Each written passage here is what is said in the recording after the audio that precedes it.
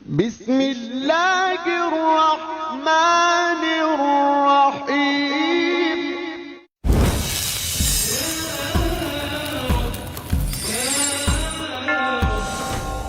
داهمتنا الكروب أغرقتنا العيوب فاكفنا همنا يا حبيب القلوب.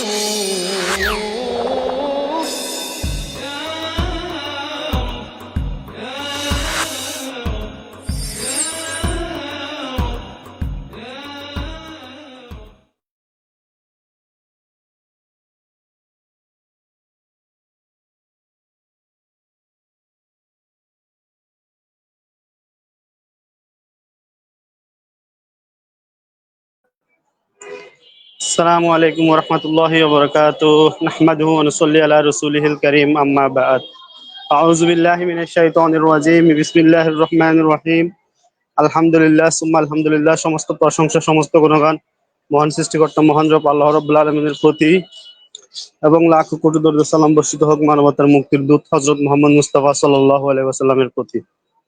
তো এই মুহূর্তে যেসব দর্শকরা দেশ এবং দেশের বাইরে যে যেখান থেকে আজকে আমাদের লাইভটি দেখতেছেন এবং পরবর্তীতেও যে সমস্ত ভাইরা আমাদের লাইভটি দেখবেন সে সমস্ত ভাইদেরকে আজকে আমাদের আলোচক এবং টিমের পক্ষ থেকে জানাই আন্তরিক শুভেচ্ছা অভিনন্দন এবং মোবারকবাদ। তো আলহামদুলিল্লাহ আমরা আপনাদের সামনে আবারও নিয়ে আসলাম আমাদের সংশয় নিরসন পর্ব 90 প্রশ্ন ও জবাব বিভিন্ন ধর্ম নিয়ে উন্মুক্ত আলোচনা। তো যে সমস্ত ব্যক্তিরা সোশ্যাল মিডিয়া ইসলাম নিয়ে বিভিন্ন ধরনের অভিযোগ প্রশ্ন করে আজকে তাদের জন্য সুবর্ণ সুযোগ। আসুন আপনারা আপনাদের যে সমস্ত অভিযোগ প্রশ্ন সংশয় ইসলাম সম্বন্ধে আছে, নাস্তিক হিন্দু খ্রিস্টান এবং মুসলিমও যে সমস্ত ভাইরা ইসলাম নিয়ে বিভিন্ন ধরনের মুসলিমদের প্রশ্নে জড়িত হয়ে সংশয়ের মধ্যে পড়ে আছেন, আসুন আপনারা আপনাদের সে সমস্ত প্রশ্ন আমাদের সামনে করুন। ইনশাল্লাহ আপনাদের সে সমস্ত প্রশ্নের যথাযথ রেফারেন্স ভিত্তিক আনসার করা হবে। আর কোনো ভাই যদি হিন্দুইজম খ্রিস্টানিজম নাস্তিকতা এবং বুদ্ধিজম নিয়েও যদি প্রশ্ন বা আলোচনা করতেছে, আমরা তাদেরকে সে প্ল্যাটফর্ম দিব। আসুন আপনারা আপনাদের প্রশ্ন করুন, উত্তর নিন, প্রশ্ন জবাব নিন। ইনশাল্লাহ আজকে একটা সুন্দর আলোচনার মাধ্যমে আমরা আমাদের আলোচনাটাকে সুন্দর মণ্ডিত করতে পারবো। তো আমি আর বেশি কথা বাড়াবো না, অলরেডি আমাদের আলোচকরা আমাদের স্টেটে আছে, আমি এক এক করে তুলতেছি। আমাদের সাথে আছে আমাদের আলোচক আর নাজমুল সাকিব ভাই এবং আমাদের সাথে আছে ডিবেটার হাবিব ভাই। জি আসসালামু আলাইকুম, সাকিব ভাই কেমন আছেন? জি ওয়ালাইকুম আসসালাম। আলহামদুলিল্লাহ আমি তো ভালো আছি, আশা করি মডারেটর ভাই আপনিও ভালো আছেন। জি আলহামদুলিল্লাহ আল্লাহর রহমতে ভালো আছি, ধন্যবাদ আপনাকে। তো আমাদের সাথে আছে আমাদের ডিবেটার হাবিব ভাই। আসসালামু আলাইকুম হাবিব ভাই, কেমন আছেন? ওয়ালাইকুম সালাম রহমতুল্লাহ। জি আলহামদুলিল্লাহ ভালো আছে। আপনি কেমন আছেন? জি আলহামদুলিল্লাহ আল্লাহর রহমতে ভালো আছি। তো যে সমস্ত দর্শক আমি দেখতে পাচ্ছি অসংখ্য ভাই আমাদের লাইভটি দেখতেছেন, আমাদের লাইভটি একাধারে আমাদের 3টা প্ল্যাটফর্ম থেকে চলতেছে। তো আমি যে সমস্ত ভাইরা এখন লাইভটি দেখতেছেন তাদেরকে অনুরোধ জানাবো আপনারা লাইভটা বেশি বেশি করে শেয়ার করুন, বিশেষ করে ওই সমস্ত ব্যক্তিদের কাছে আমাদের লাইভের লিঙ্কটি পৌঁছায় দেন যে সমস্ত ভাইরা হিন্দু ইসলাম নিয়ে বিভিন্ন ধরনের অভিযোগ প্রশ্ন এবং বিভ্রান্তিমূলক কথা বলে তাদের কাছে, যাতে তারা আজকে আমাদের লাইভে যুক্ত হয়ে তাদের সে সমস্ত প্রশ্নের যথাযথ আনসার নেয়। আর যে সমস্ত ভাইরা হিন্দুইজম খ্রিস্টানিজম নাস্তিকতা নিয়ে আলোচনা বা প্রশ্ন করতে চান তাদেরকে আমরা স্বাগতম জানাই, তাদেরও সে সমস্ত প্রশ্নের যথাযথ রেফারেন্স ভিত্তিক আনসার দেওয়া হবে। আর কোনো ভাই যদি আলোচনায় অংশগ্রহণ করার মতো অবস্থান বা প্ল্যাটফর্মে নাই থাকেন, তাহলে আপনারা আপনাদের প্রশ্ন অভিযোগগুলো আমাদের কমেন্ট বক্সে জানান। ইনশাল্লাহ আপনাদের সে সমস্ত প্রশ্ন কমেন্ট বক্স থেকে হাইলাইটের মাধ্যমে আনসার দেওয়া হবে। তো আমরা শুরু থেকে আপনাদের জন্য জয়েন লিঙ্ক উন্মুক্ত করে দিয়েছি, আশা করি আপনারা লাইভে জয়েন হয়ে আমাদের আজকের আলোচনা বা অনুষ্ঠানকে সৌন্দর্যমণ্ডিত করে তুলবেন। যে আমি এখন সাকিব ভাইয়ের কাছে যাবো। সাকিব ভাই, যদি আপনি আজকে আলোচনার বিষয়বস্তু সম্পর্কে দর্শকদের উদ্দেশ্যে কিছু আলোকপাত করতেন। জি ধন্যবাদ। সর্বপ্রথম আমি আমাদের দর্শকদেরকে আমাদের পক্ষ থেকে সালাম জানাবো সবাইকে, আসসালামু আলাইকুম। আশা করি সবাই ভালো আছে এবং সুস্থ আছে। তো সকল ভাইদেরকে আমি পাশাপাশি ধন্যবাদও জানাবো যে যারা আমাদের সাথে থেকে আমাদের লাইভটা শুরু থেকে শেষ পর্যন্ত দেখবে, তাদের সবাইকে আমাদের পক্ষ থেকে অসংখ্য ধন্যবাদ এবং শুভেচ্ছা। তো আজকের আমাদের আলোচনার বিষয় সংশয় নিরসন পর্ব 90 প্রশ্ন ও জবাব বিভিন্ন ধর্ম নিয়ে উন্মুক্ত আলোচনা।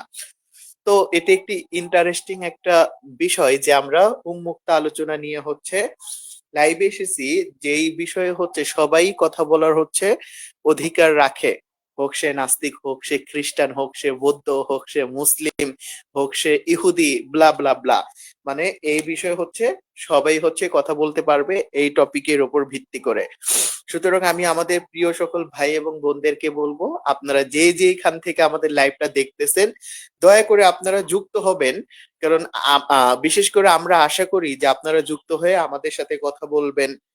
হ্যাঁ, আমাদের সাথে কথা বলবেন যার যে অবস্থান থেকে যুক্ত হন।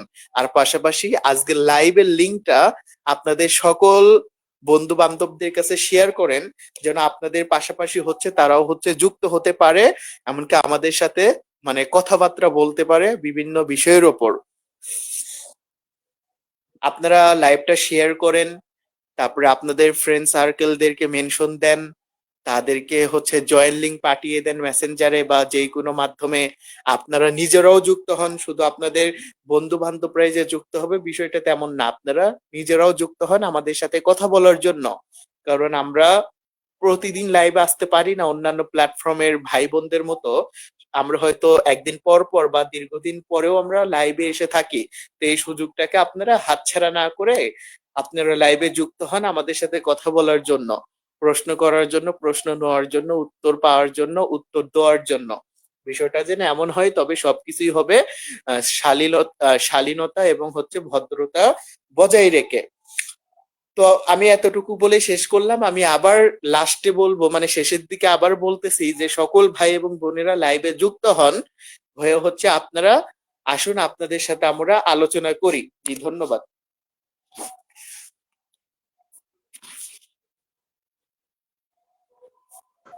জি, ধন্যবাদ আমাদের নাজর সাকিব ভাইকে, তিনি বিষয়টা ক্লিয়ার করেছেন।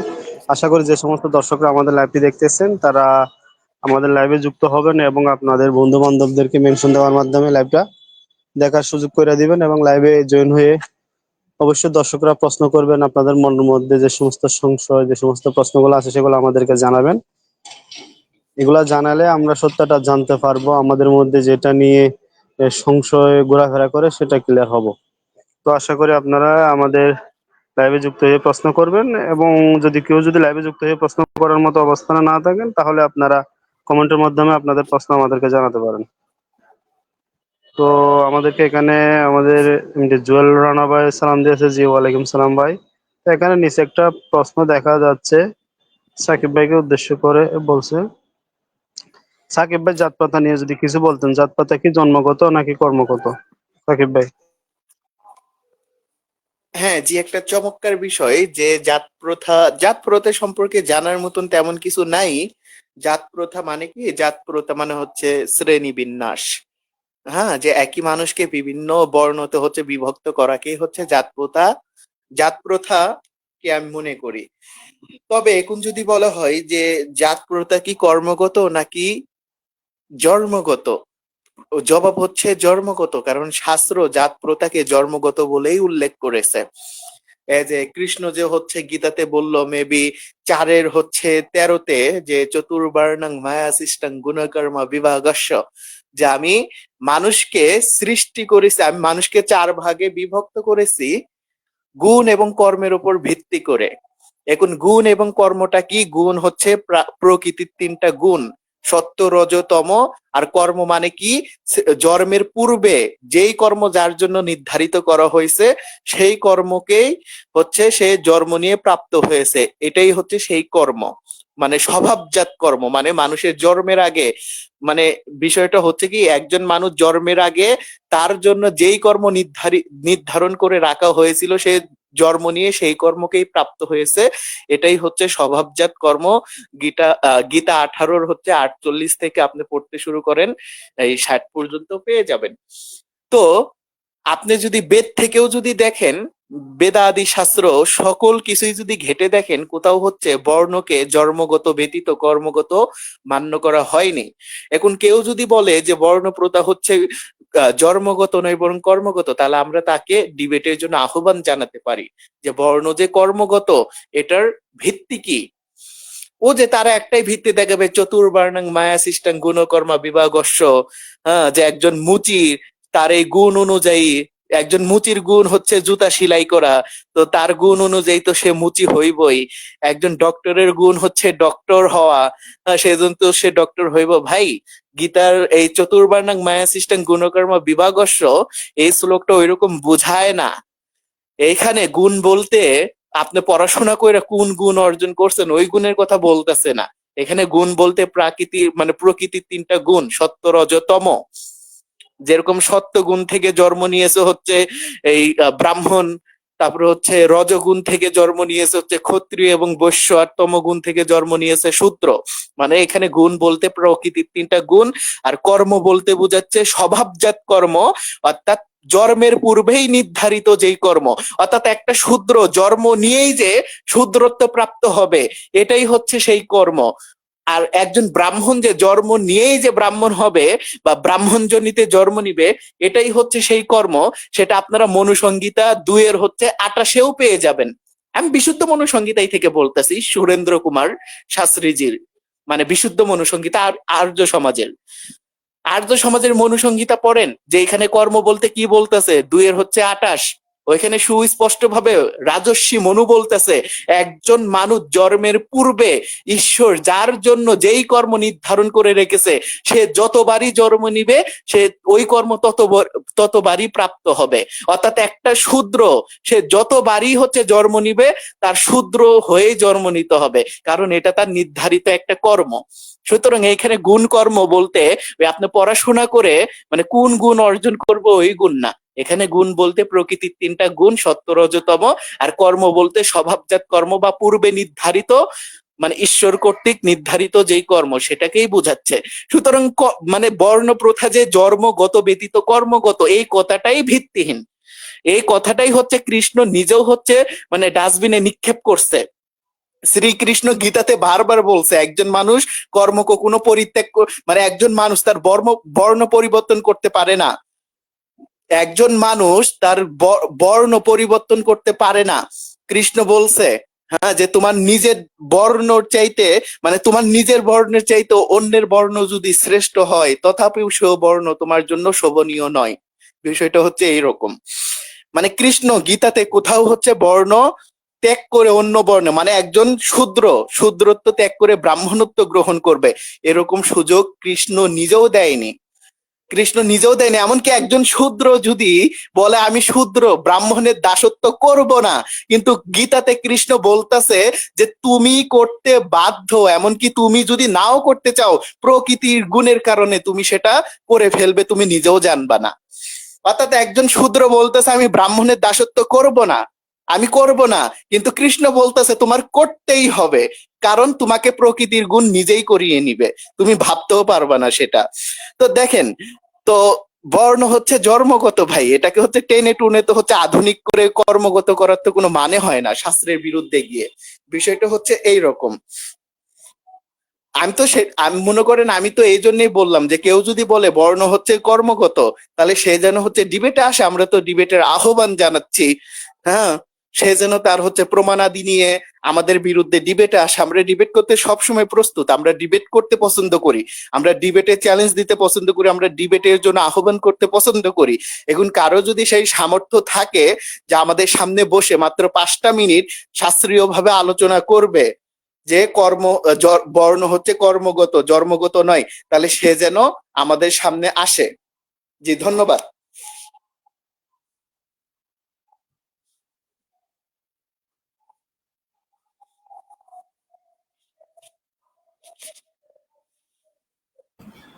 নাজর সাকিব ভাই বলেন। না, আমি বলে দিলাম, আমার তো শেষ। আপনি কি কিছু বলবেন হাবিব ভাই? আমার এতটুকুই বলার ছিল। আচ্ছা, ঠিক আছে। আমার একটা প্রশ্ন আপনাকে করার ইচ্ছে ছিল, সেটা হচ্ছে ব্রাহ্মণরা হিন্দু ধর্মের দেবতাদের দেবতা, অর্থাৎ যতটা দেবতা আছে তাদের থেকে বড় দেবতা হচ্ছে ব্রাহ্মণ, ঠিক আছে?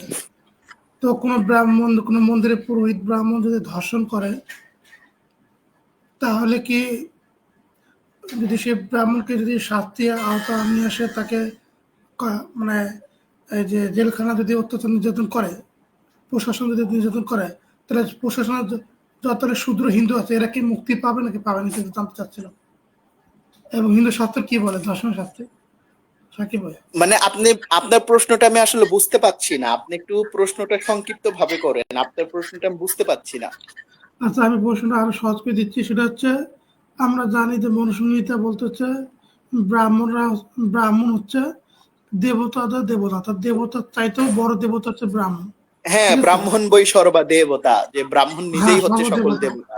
তো এখন কোনো ব্রাহ্মণ যদি মন্দিরে পুরোহিত কোনো ব্রাহ্মণ যদি কোনো মেয়েকে নাবালিকাকে ধর্ষণ করে, সে ব্রাহ্মণকে যদি তথাকথিত প্রশাসনে, যেখানে শুধুরা মনে করে যে ম্যাজিস্ট্রেট বা যেটাই বলেন না কেন, বা বিচারক বলেন না কেন, তারা যদি সেই ব্রাহ্মণকে যদি মানে টর্চার করে, মানে প্রশাসনে যেটা বলা বিচার বলা হয়, তাহলে কি ওই শূদ্ররা কি স্বর্গে যাবে কিনা, এটা একটু বলতেন।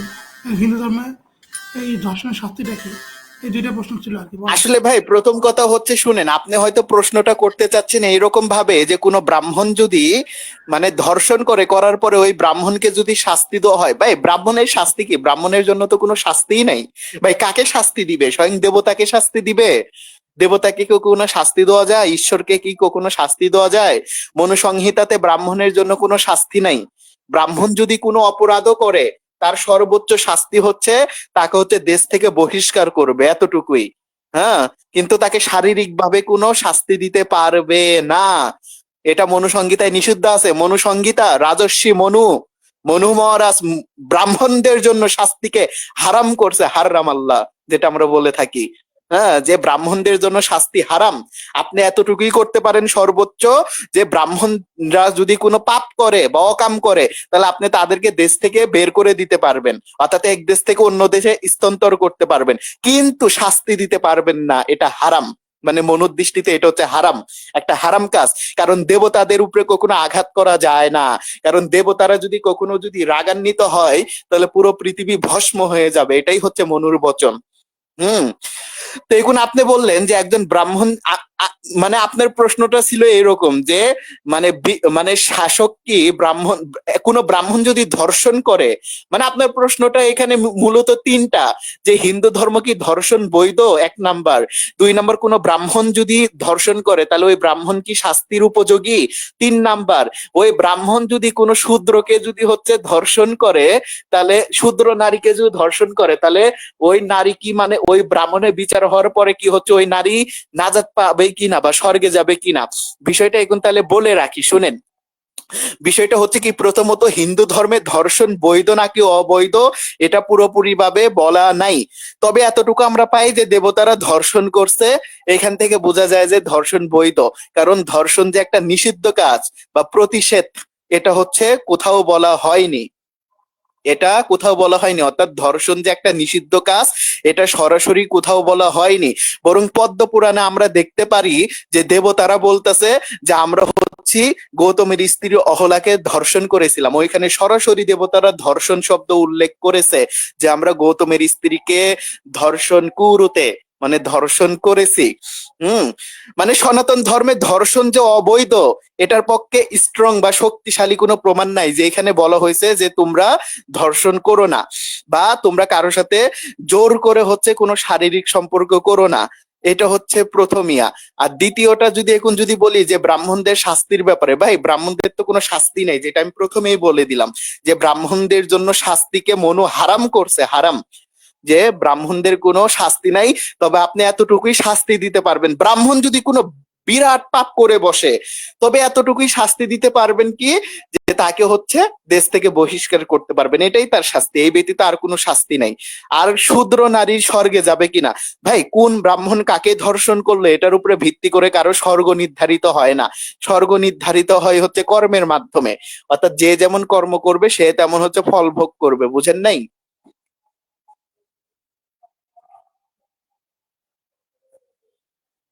হ্যাঁ, বুঝতে পারছি ভাই।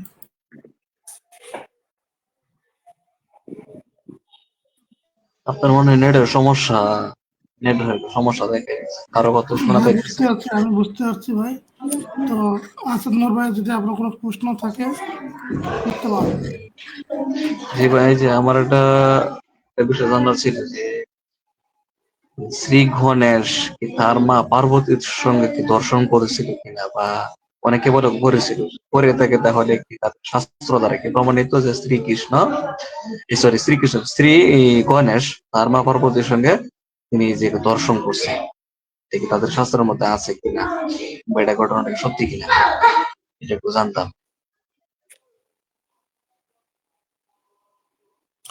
হ্যাঁ, মানে আপনার প্রশ্নটা ছিল যে অনেক আমরা প্ল্যাটফর্মে দেখি বা অনেক মানুষদেরকে দেখি যে এই যে গণেশ এবং পার্বতীর মধ্যকার যে একটা শারীরিক সম্পর্ক বা ফিজিক্যাল রিলেশন, এটা তারা হচ্ছে শো করে, মানে শিব পুরাণের নামে না, স্কন্দ পুরাণের নামে মেবি।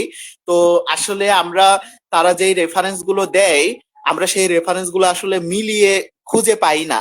হ্যাঁ, এখন তারা ভুল রেফারেন্সই দেয় নাকি ওই কাহিনীটাই ভুল, এটা আসলে আমাদের বোধগম্য না। সুতরাং ওই তারা যদি আমাদেরকে, যেহেতু আমাদের কাছে স্কন্দ পুরাণ মানে পুরাণ আদি সকল শাস্ত্রে আমাদের কাছে হার্ড কপি আছে, 18টা পুরাণই আমাদের কাছে হার্ড কপি আছে। এখন কেউ যদি সঠিক রেফারেন্সটা যদি দেয় যে স্কন্দ পুরাণের বা অন্যান্য পুরাণের কোথায় আছে এই গণেশ এবং হচ্ছে পার্বতীর মধ্যকার হচ্ছে এই ফিজিক্যাল রিলেশন বা হচ্ছে একটা যে সঙ্গমের একটা বিষয়, তাহলে ওইটা আমরা মানে ইয়া করতে পারবো, মানে যাচাই বাছাই করতে পারবো যে ওইটা আসলে সত্য নাকি সত্য না। বুঝেন নাই? কারণ অনলাইনে যতটুকু হচ্ছে রেফারেন্স পাওয়া যায়, ওই ওই রেফারেন্সটা হচ্ছে মিলানো যায় না। মানে হার্ড কপি পুরাণের সাথে ওইটা খুঁজে পাওয়া যায় না, এটা হচ্ছে দুঃখজনক বিষয়। সুতরাং কেউ যদি সঠিকভাবে, আমরা বলতেছি না যে ঘটনাটা মিথ্যা, আমরা এতটুকুই বলতেছি যে ওই ঘটনা যদি সত্যও হয় কিন্তু ভুল রেফারেন্সের জন্য আমরা খুঁজে পাচ্ছি না। আর যদি রেফারেন্সও যদি মানে ভুল হয়, কাহিনীটাও যদি মিথ্যা হয়, তাহলে তো এটা প্রচার করা অনর্থক হয়ে যায়। কারণ যেই জিনিস যেই ধর্মে নাই ওইটা তো ওই ধর্মের নামে চালানো তো ঠিক না। হ্যাঁ, যদি ওই ঘটনা যদি সত্যি থাকে তাহলে রেফারেন্সটা নতুন করে দেওয়ার প্রয়োজন বোধ করি। বুঝেন নাই? এটাই এতটুকুই বলার ছিল। জি। আর একটা আমার প্রশ্ন ছিল যে হিন্দুদের একটা মন্ত্র আছে না, যে আপনার হরে কৃষ্ণ হরে কৃষ্ণ হরে রাম রাম রাম হরে হরে, এটা কি হিন্দুদের কোন শাস্ত্রের মধ্যে আছে কিনা? যে আমি এই যে ব্রাদার রাহুল হাসান ওনার একটি বক্তব্য শুনেছিলাম, হয়তো অনেক আগে, এটা কি বলবো, যে নাই এরকম একটা কথা আমি শুনছিলাম, হয়তো সঠিকটা এখন বলতে পারছি না। এরকমই শুনছি যে হিন্দুদের ধর্মগ্রন্থ কি কি মন্ত্র, না, এরকম একটা শুনছি। হরে কৃষ্ণ এখন আপনি যেটা যদি আপনি বললেন না, না না আমি বলি হরে জি কৃষ্ণ এটা যে বললেন, এটাকে এই ইসকন আদি যে সম্প্রদায়গুলো আছে এরা হচ্ছে এটাকে মহামন্ত্র বলে। যে এই হরে কৃষ্ণ এটা নাকি কলিযুগের হচ্ছে মহামন্ত্র। আর তারা এটা রেফারেন্সও দেয়, এটা গার্গী সংহিতা না, ও যে কি একটা যেন উপনিষদ আছে ওদের। হ্যাঁ, ওই আহ, আহ, গোপাল তাপনী উপনিষদ নাকি একটা যেন ওইখান থেকে ওরা এটা দেয়। মানে হরে কৃষ্ণ এটা আছে, তবে ওই গার্গ সংহিতা নাকি ওই গোপাল তাপনী উপনিষদ ওইটা আমার জানা নাই, তবে আছে, ওরা রেফারেন্স দেয়, বুঝছেন? তো এটা আমি মনে করি হরে না, রাম এটা হরে কোনো রাম। গুরুত্বপূর্ণ বিষয় মনে করি না, ওইটা হচ্ছে ওদের বিষয় ওইটা।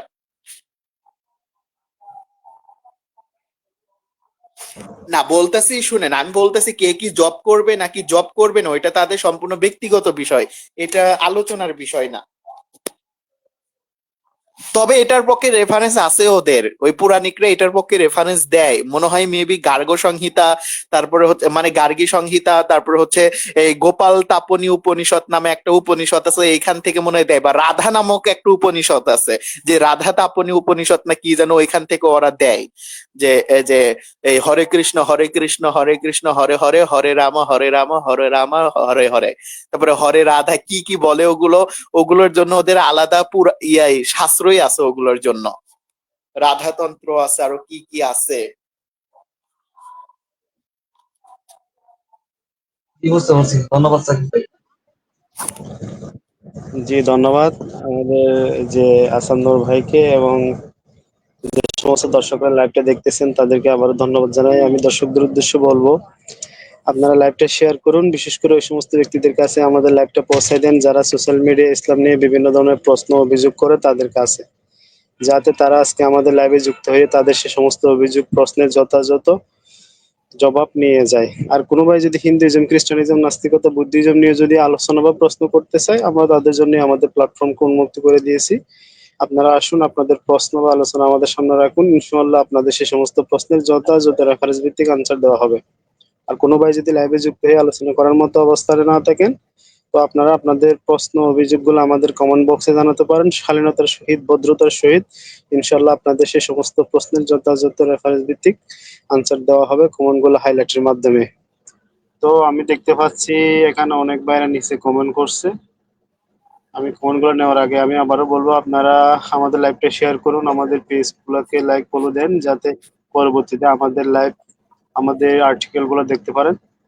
আমরা আপনাদের জন্য শুরু থেকে জয়েন লিঙ্ক উন্মুক্ত করে দিয়েছি, আশা করি আপনারা আমাদের লাইভে যুক্ত হবেন। তো আমাদের এখানে দেখা যাচ্ছে রুদ্র সুজন চ্যাটার্জি, উনি প্রশ্ন করেছে, উনি কি বলছে, কৃষ্ণ 16,000 বিয়ে করেনি, তোরা জঙ্গিরা বল বলিস। ভাই আপনারা শাস্ত্র কি হ্যাঁ পড়েন, কি পড়েন? হ্যাঁ হ্যাঁ, হ্যাঁ বলেন সাকিব বলেন। ভাই, বলেন বলেন। না, আমি এতটুকুই বলতে চাচ্ছিলাম ভাই, আমরা তো খালি ভুলই বলি। হ্যাঁ, এই রুদ্র সুজন চ্যাটার্জি, আমরা তো খালি ভুলই বলি। পুরাণে হচ্ছে শ্রীকৃষ্ণের হচ্ছে 16,108টা স্ত্রীর কথা আছে। তখন আপনারা দাবি করলেন যে না না না না, পুরাণে থাকলে চলবে না, মহাভারত হচ্ছে আমাদের বিশুদ্ধ ইতিহাস গ্রন্থ। মহাভারতে যদি 16,000 স্ত্রীর কথা থাকে তবে সেটাই প্রমাণিত। যখন আমরা মহাভারত থেকেও মানে শ্রীকৃষ্ণের 16,000 স্ত্রীর কথা বের করছি, তখন আপনারা বলতেছেন না না এটাও চলবে না, এগুলোও বিকৃত। ভাই তাহলে আপনাদের মানে অবিকৃত গ্রন্থ কোনটা? মানে সবই যদি বিকৃত হয় তাহলে আপনাদের ধর্মে আবার অবিকৃত গ্রন্থ কোনটা দেখি বলেন তো। মানে শ্রীকৃষ্ণের যে 16,000 স্ত্রী ছিল, এটা তো প্রতিটা পুরাণের পৃষ্ঠায় পৃষ্ঠায় হচ্ছে বলা হয়েছে। হ্যাঁ, আর মহাভারতও বলা হয়েছে কৃষ্ণের ওই যদু বংশের যে ধ্বংস হইলো বা যদু বংশের যে বিনাশ হইলো, ওইটা পইরা দেখেন, ওইটা পইরা দেখেন, বুঝেন নাই? ওই মহাভারতটা পইরা দেখেন, ওই শেষ পর্ব যেটা মহাভারতের, ওইটা পইরা দেখেন, ওই যদু বংশের এই বিনাশ, ওইটা ওই অধ্যায়টা পড়ে দেখেন, তাহলে বুঝতে পারবেন আছে কিনা। শ্রীকৃষ্ণের 16,000 স্ত্রীর কথা পুরাণ দ্বারা প্রমাণিত, মহাভারত দ্বারা প্রমাণিত। আর কি চান বলেন? আর কি হলে বিশ্বাস করবেন যে শ্রীকৃষ্ণের 16,000 স্ত্রী ছিল? সেটা তো আপনাদের বলতে হবে, তাই না? যে এইখান থেকে দেখেন যে কৃষ্ণের 16,000 স্ত্রী ছিল, তাহলে আমরা চেষ্টা করবো যে ওইখানে আছে কিনা। কিন্তু আপনারা যদি বলেন যে নাই, তো নাই যদি বলেন তাহলে তো ভাই আপনাদের শাস্ত্রকেও অস্বীকার করলেন। তাহলে মহাভারত কি ভুলভাল লেখা? তা পুরাণে কি ভুলভাল লেখা? ভাই আমি আসলে বুঝি না যে আপনাদের পেট খারাপ নাকি বাস্তবিকে আপনাদের মাথা খারাপ। হ্যাঁ, জি ধন্যবাদ আন্নাজ সাকিব ভাইকে।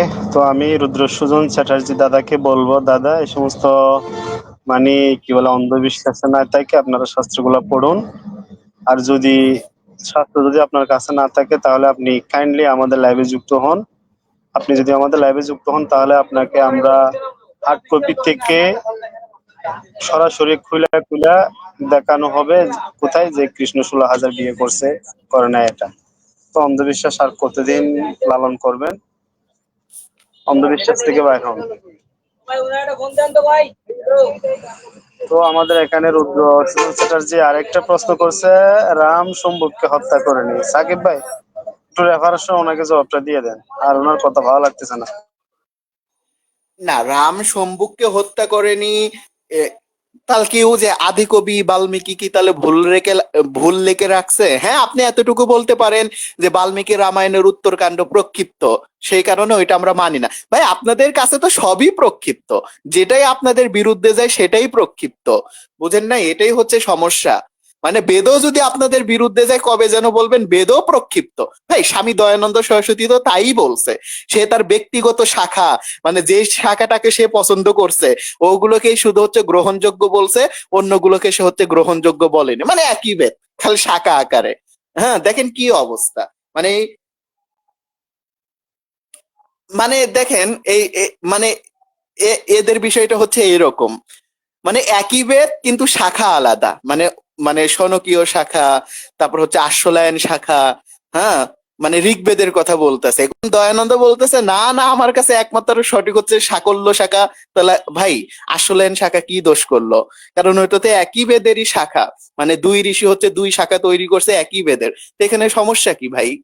এটাই তো বুঝলাম না। মানে বলে মানে বিরুদ্ধে গেলেই প্রক্ষিপ্ত, মানে এই মনুসংগীতার ক্ষেত্রেই দেখেন না, বিরুদ্ধে গেলেই হচ্ছে প্রক্ষিপ্ত। হ্যাঁ, মানে সুরেন্দ্র কুমার তো গাঁজা খায়া মনুসংগীতাকে প্রক্ষিপ্ত বলছে, মানে মনুসংগীতার এরম এরম শ্লোককে প্রক্ষিপ্ত বলছে ভাই, যে এগুলো বেদ, ব্রাহ্মণ শাস্ত্র, বেদাঙ্গ দ্বারাই হচ্ছে প্রমাণিত। আমি চ্যালেঞ্জ করে বলতে পারি যে কোনো আর্য সমাজ যদি আমাদের সাথে ডিবেটে বসতে চায় যে সুরেন্দ্র কুমার যেই যেই শ্লোককে প্রক্ষিপ্ত বলেছে, সে এগুলো প্রক্ষিপ্ত বলতে গিয়ে অতিরিক্ত বাড়াবাড়ি করেছে কিনা, আমরা সেটা চোখে আঙ্গুল দিয়ে দেখায় দিব, চোখে আঙ্গুল দিয়ে দেখায় দিব। সুরেন্দ্র কুমার একটা গাঁজাখোর ছিল, সে প্রক্ষিপ্ত বলার সময় গাঁজা খাইতো, মদ খেয়ে মাতাল হয়ে হচ্ছে প্রক্ষিপ্ত বলতো। আমরা 15টা এক বসাতে আমরা 15টা শ্লোক দেখাতে পারবো মনুসংগীতা থেকে, যেগুলো সরাসরি হুবহু মানে ব্রাহ্মণ শাস্ত্র থেকে হচ্ছে এসেছে, অথচ সুরেন্দ্র কুমার সেগুলোকে সরাসরি প্রক্ষিপ্ত বলছে। মানে কিভাবে ভাই প্রক্ষিপ্ত? তাহলে কি ব্রাহ্মণ শাস্ত্রে কি ওই কথাটুকু প্রক্ষিপ্ত? মানে বেদের কথা কি প্রক্ষিপ্ত? মানে বিষয়টা বুঝে নেন। মানে সুরেন্দ্র কুমার কতটা যে মাতাল ছিল, তার এই প্রক্ষিপ্তবাদিতা না দেখলে আপনি বুঝতে পারবেন না। মানে তার বিরুদ্ধে গেলেই প্রক্ষিপ্ত, হোক সেটা বেদ দ্বারা সমর্থিত। এমনকি এই যেটা বললাম যে আমরা এক বসাতে আর্যদেরকে 15টা শ্লোক দেখাতে পারবো, আরো আছে ভুরি ভুরি, কিন্তু এক বসাতে আমরা 15টা দেখাতে পারবো ব্রাহ্মণ শাস্ত্র থেকে, বেদ থেকে। মানে বেদ, ব্রাহ্মণ শাস্ত্রই তো বেদ, বেদকে আবার আলাদাভাবে উচ্চারণ করার মানে প্রয়োজনই দেখি না। মানে বেদ থেকে, বেদাঙ্গ থেকে আমরা প্রমাণ দিতে পারবো যে মনু যেই কথা বলছে এটা বেদাঙ্গ এবং বেদে আগে থেকেই ছিল। অথচ এই প্রক্ষিপ্তবাদী মাতাল, মদখোর, গাঁজাখোর এই সুরেন্দ্র কুমার এসে হচ্ছে এগুলোকে প্রক্ষিপ্ত বলে গেছে। অথচ আর্যদের ন্যূনতম সাহস হয় না এগুলো নিয়ে ডিবেটে বসা। মানে দূরে থেকে হচ্ছে ফাল পারে, লাভ পারে, কিন্তু ডিবেটে বসতে আসলে ওদের হচ্ছে কাপড় ভিজা যায়। বিষয়টা হচ্ছে এরকম, মানে ওদের বিরুদ্ধে যেটাই যাবে সেটাই প্রক্ষিপ্ত। বাপরে বাপ, মানে প্রক্ষিপ্তর হচ্ছে জাহাজ নিয়ে বসে আছে, বস্তা নিয়ে বসে আছে, মানে বিরুদ্ধে গেলেই প্রক্ষিপ্ত।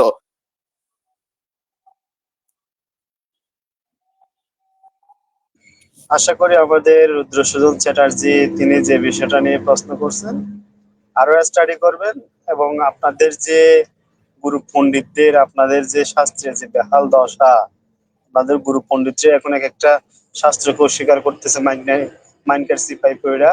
তো আশা করি এই সমস্ত কিছু অ্যানালাইসিস করে সত্যটাকে বেছে নেবেন, সত্যই আপনাকে মুক্ত দিবে। এরকম মানে কি বলে যে অন্ধবিশ্বাস নিয়ে তাই গেল আপনি। তো আমাদের এখানে আরেকটা কমেন্ট দেখা যাচ্ছে, প্রশ্নমূলক কমেন্ট। নবাব নামের সবাই কমেন্ট করেছে, হিন্দু ধর্মের দেবতারা কি সমকামী, এটা কতটুকু যৌক্তিক? তো হাবিব ভাই, আপনি যদি প্রশ্নটি আনসারটা দিতেন প্রথমে।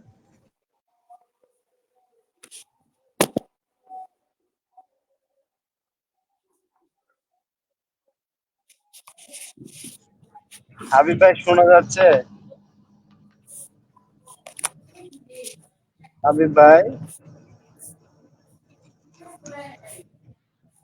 আচ্ছা সাকিব ভাই, আমার কথা কি শোনা যাচ্ছে? আমি কিন্তু হাবিব ভাইয়ের কথা শুনতে হ্যাঁ, পাচ্ছি না। আমি আপনার কথা পানির মতন পরিষ্কার শুনতে পাচ্ছি, যদিও জানি না হাবিব ভাইয়ের সমস্যা কি।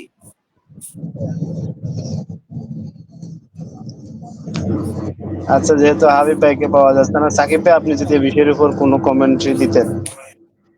হ্যাঁ, মানে হিন্দু ধর্ম দেবতারা কি সমকামী? আসলে সমকামী বলা যায় না, তবে একটা ঘটনা, একটা ঘটনাকে বা কাহিনীকে প্রায় হচ্ছে আমাদের মধ্যে সবাই টানে। সেটা হচ্ছে যে মানে দুইটা ঘটনা মূলত, একটা পদ্ম পুরাণে আছে আর একটা ওই মোহিনীর কথা। যে বিষ্ণু যখন হচ্ছে মোহিনীর রূপ নিল, মানে একটা নারীর রূপ, তখন হচ্ছে এই শিব হচ্ছে ওই ইয়ার সাথে সঙ্গম করছে, মোহিনীর সাথে। আসলে এটা আমি সমকামী বলবো না, কারণ তখন হচ্ছে বিষ্ণু একটা পুরোপুরি মেয়ে হয়ে গিয়েছিল, বরং এটাকে ওই নারী পুরুষের যে সম্পর্কে এটাই বলা চলে, এটাকে আমি সমকামী ধরি না, যদিও অনেকে হচ্ছে এটাকে সমকামী বলে। আবার হচ্ছে এই যে এই পদ্ম পুরাণে আছে যে অর্জুন যখন একটা নদীর মধ্যে গিয়ে ডুব দিল, দেওয়ার পরে সে একটা মহিলা হয়ে গেল, তখন ওই কৃষ্ণ হচ্ছে তার সাথে হচ্ছে মানে শারীরিক সম্পর্ক করছে, এটাকেও আমি সমকামিতা বলি না, যেহেতু অর্জুন হচ্ছে একটা নারী হয়ে গিয়েছিল, সাধারণ নারী পুরুষের মতনই ওই বিষয়টা তারা করছে মানে পরস্পর মিলিত ভাবে ওইটা করছে, কিন্তু অন্যরা এটাকে সমকামিতা বলে থাকে। তো অন্যদের দৃষ্টিতে দেখলে সমকামিতা আছে এগুলো কাহিনী, হ্যাঁ, যে একটা পুরুষ নারী হয়ে গেল, তার সাথে সমকামিতা বা মানে শারীরিক সম্পর্ক করলো, তবে আমি এটাকে সমকামিতা মনে করি না। আমি মনে করি যেহেতু মোহিনী একজন নারী ছিল, তবে ওই অর্জুন হচ্ছে একটা নারী হয়ে গিয়েছিল, সেহেতু এখানে সমকামিতা আমার দৃষ্টিতে বলা চলে না, কিন্তু অন্যরা যেহেতু বলে তাদের ওপিনিয়ন থেকে, তো আমি তাদেরকেও সম্মান জানাই। জি, ধন্যবাদ। আচ্ছা সাকিব ভাই, এটাকে ট্রান্সজেন্ডারের মধ্যে ফেলে দেওয়া যায় না? একটা ছেলে যখন মেয়ে হয়ে গেছে, এগুলাকে আধুনিক যুগের ট্রান্সজেন্ডার, নারী পুরুষ থেকে নারী, নারী থেকে পুরুষ, হ্যাঁ? না, আসলে সেটাও বলা যাচ্ছে না, কারণ না ট্রান্সজেন্ডার মানে লিঙ্গ পরিবর্তিত ছিল নাকি একটা নারী হয়ে গিয়েছিল নাকি একটা পুরুষই ছিল, আসলে ওই তাদের লিঙ্গের ব্যাপারটা না ওইখানে পরিষ্কার না। যদি ধরেন যদি ধরেন ওইখানে যদি বলতো যে ওর ওইখানে যদি বলতো মোহিনী একটা মানে বিষ্ণু মোহিনীর রূপ নেওয়ার পরে ওই বিষ্ণুর যে নুনু ছিল, মানে একে খাঁটি বাংলা ভাষাতেই বলি, বিষ্ণুর যে একটা নুনু ছিল ওইটা নারীদের যোনিতে রূপান্তর হয়নি, তাহলে এটাও হইতো। আসলে ভাই এই বিষয়টা আমার কাছে অনেক ক্রিটিক্যাল মনে হয়, বুঝছেন, মানে কেমন না, সেই জন্যই তো আমি বললাম, বুঝেন না, যে আমার দৃষ্টিতে এটা সমকামী মনে হয় না, কিন্তু কেউ যদি বলে যে এটা সমকামী আমি তাকে স্বাগত জানাই, কারণ আমি সবার ওপিনিয়নকে সম্মান করি, যেহেতু এই বিষয়টা পরিষ্কার না যে তারা মহিলা হওয়ার পরেও তাদের যে মূল জিনিস মানে পেইনিস বা হচ্ছে লিঙ্গ যেটা, এটা কি পরিবর্তন হয়েছিল নাকি পুরুষদের মতনই ছিল, এটা আসলে জানা যায় না। সেজন্য যাই যেটা বলতে পারে আমি সেটাকেই সম্মান করি। জি।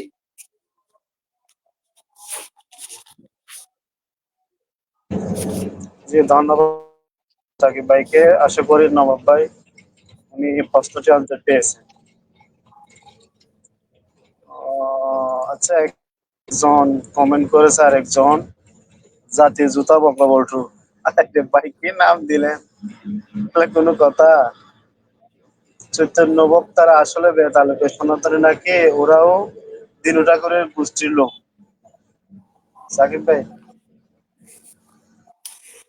না, চৈতন্য চৈতন্য মহাপ্রভু যে চৈতন্য মহাপ্রভু তিনি বেদের প্রচুর গুণগান করছে। চৈতন্য মহাপ্রভু রাজর্ষি মনু, তারপর হচ্ছে এই মহর্ষি গৌতম এদের নীতি অনুসরণ করে এই চৈতন্য মহাপ্রভু শ্রী শ্রী চৈতন্য চরিতামৃতের মধ্যে বেদকে সনাতন ধর্মের হচ্ছে সর্বোচ্চ বলছে, মানে মানে অখিল ধর্মমূল বলছে বেদকে। আবার চৈতন্য মহাপ্রভু বেদ বিরোধী এই বৌদ্ধদেরকে নিন্দা করছে। হ্যাঁ, এখান থেকে বোঝা যায় চৈতন্য মহাপ্রভু একজন হচ্ছে বেদান্ত বেদবাদী ছিল, মানে তিনি বেদকে সবচাইতে প্রাধান্য দিতেন, তার এই সকল কথাবার্তা থেকে দেখা যায়।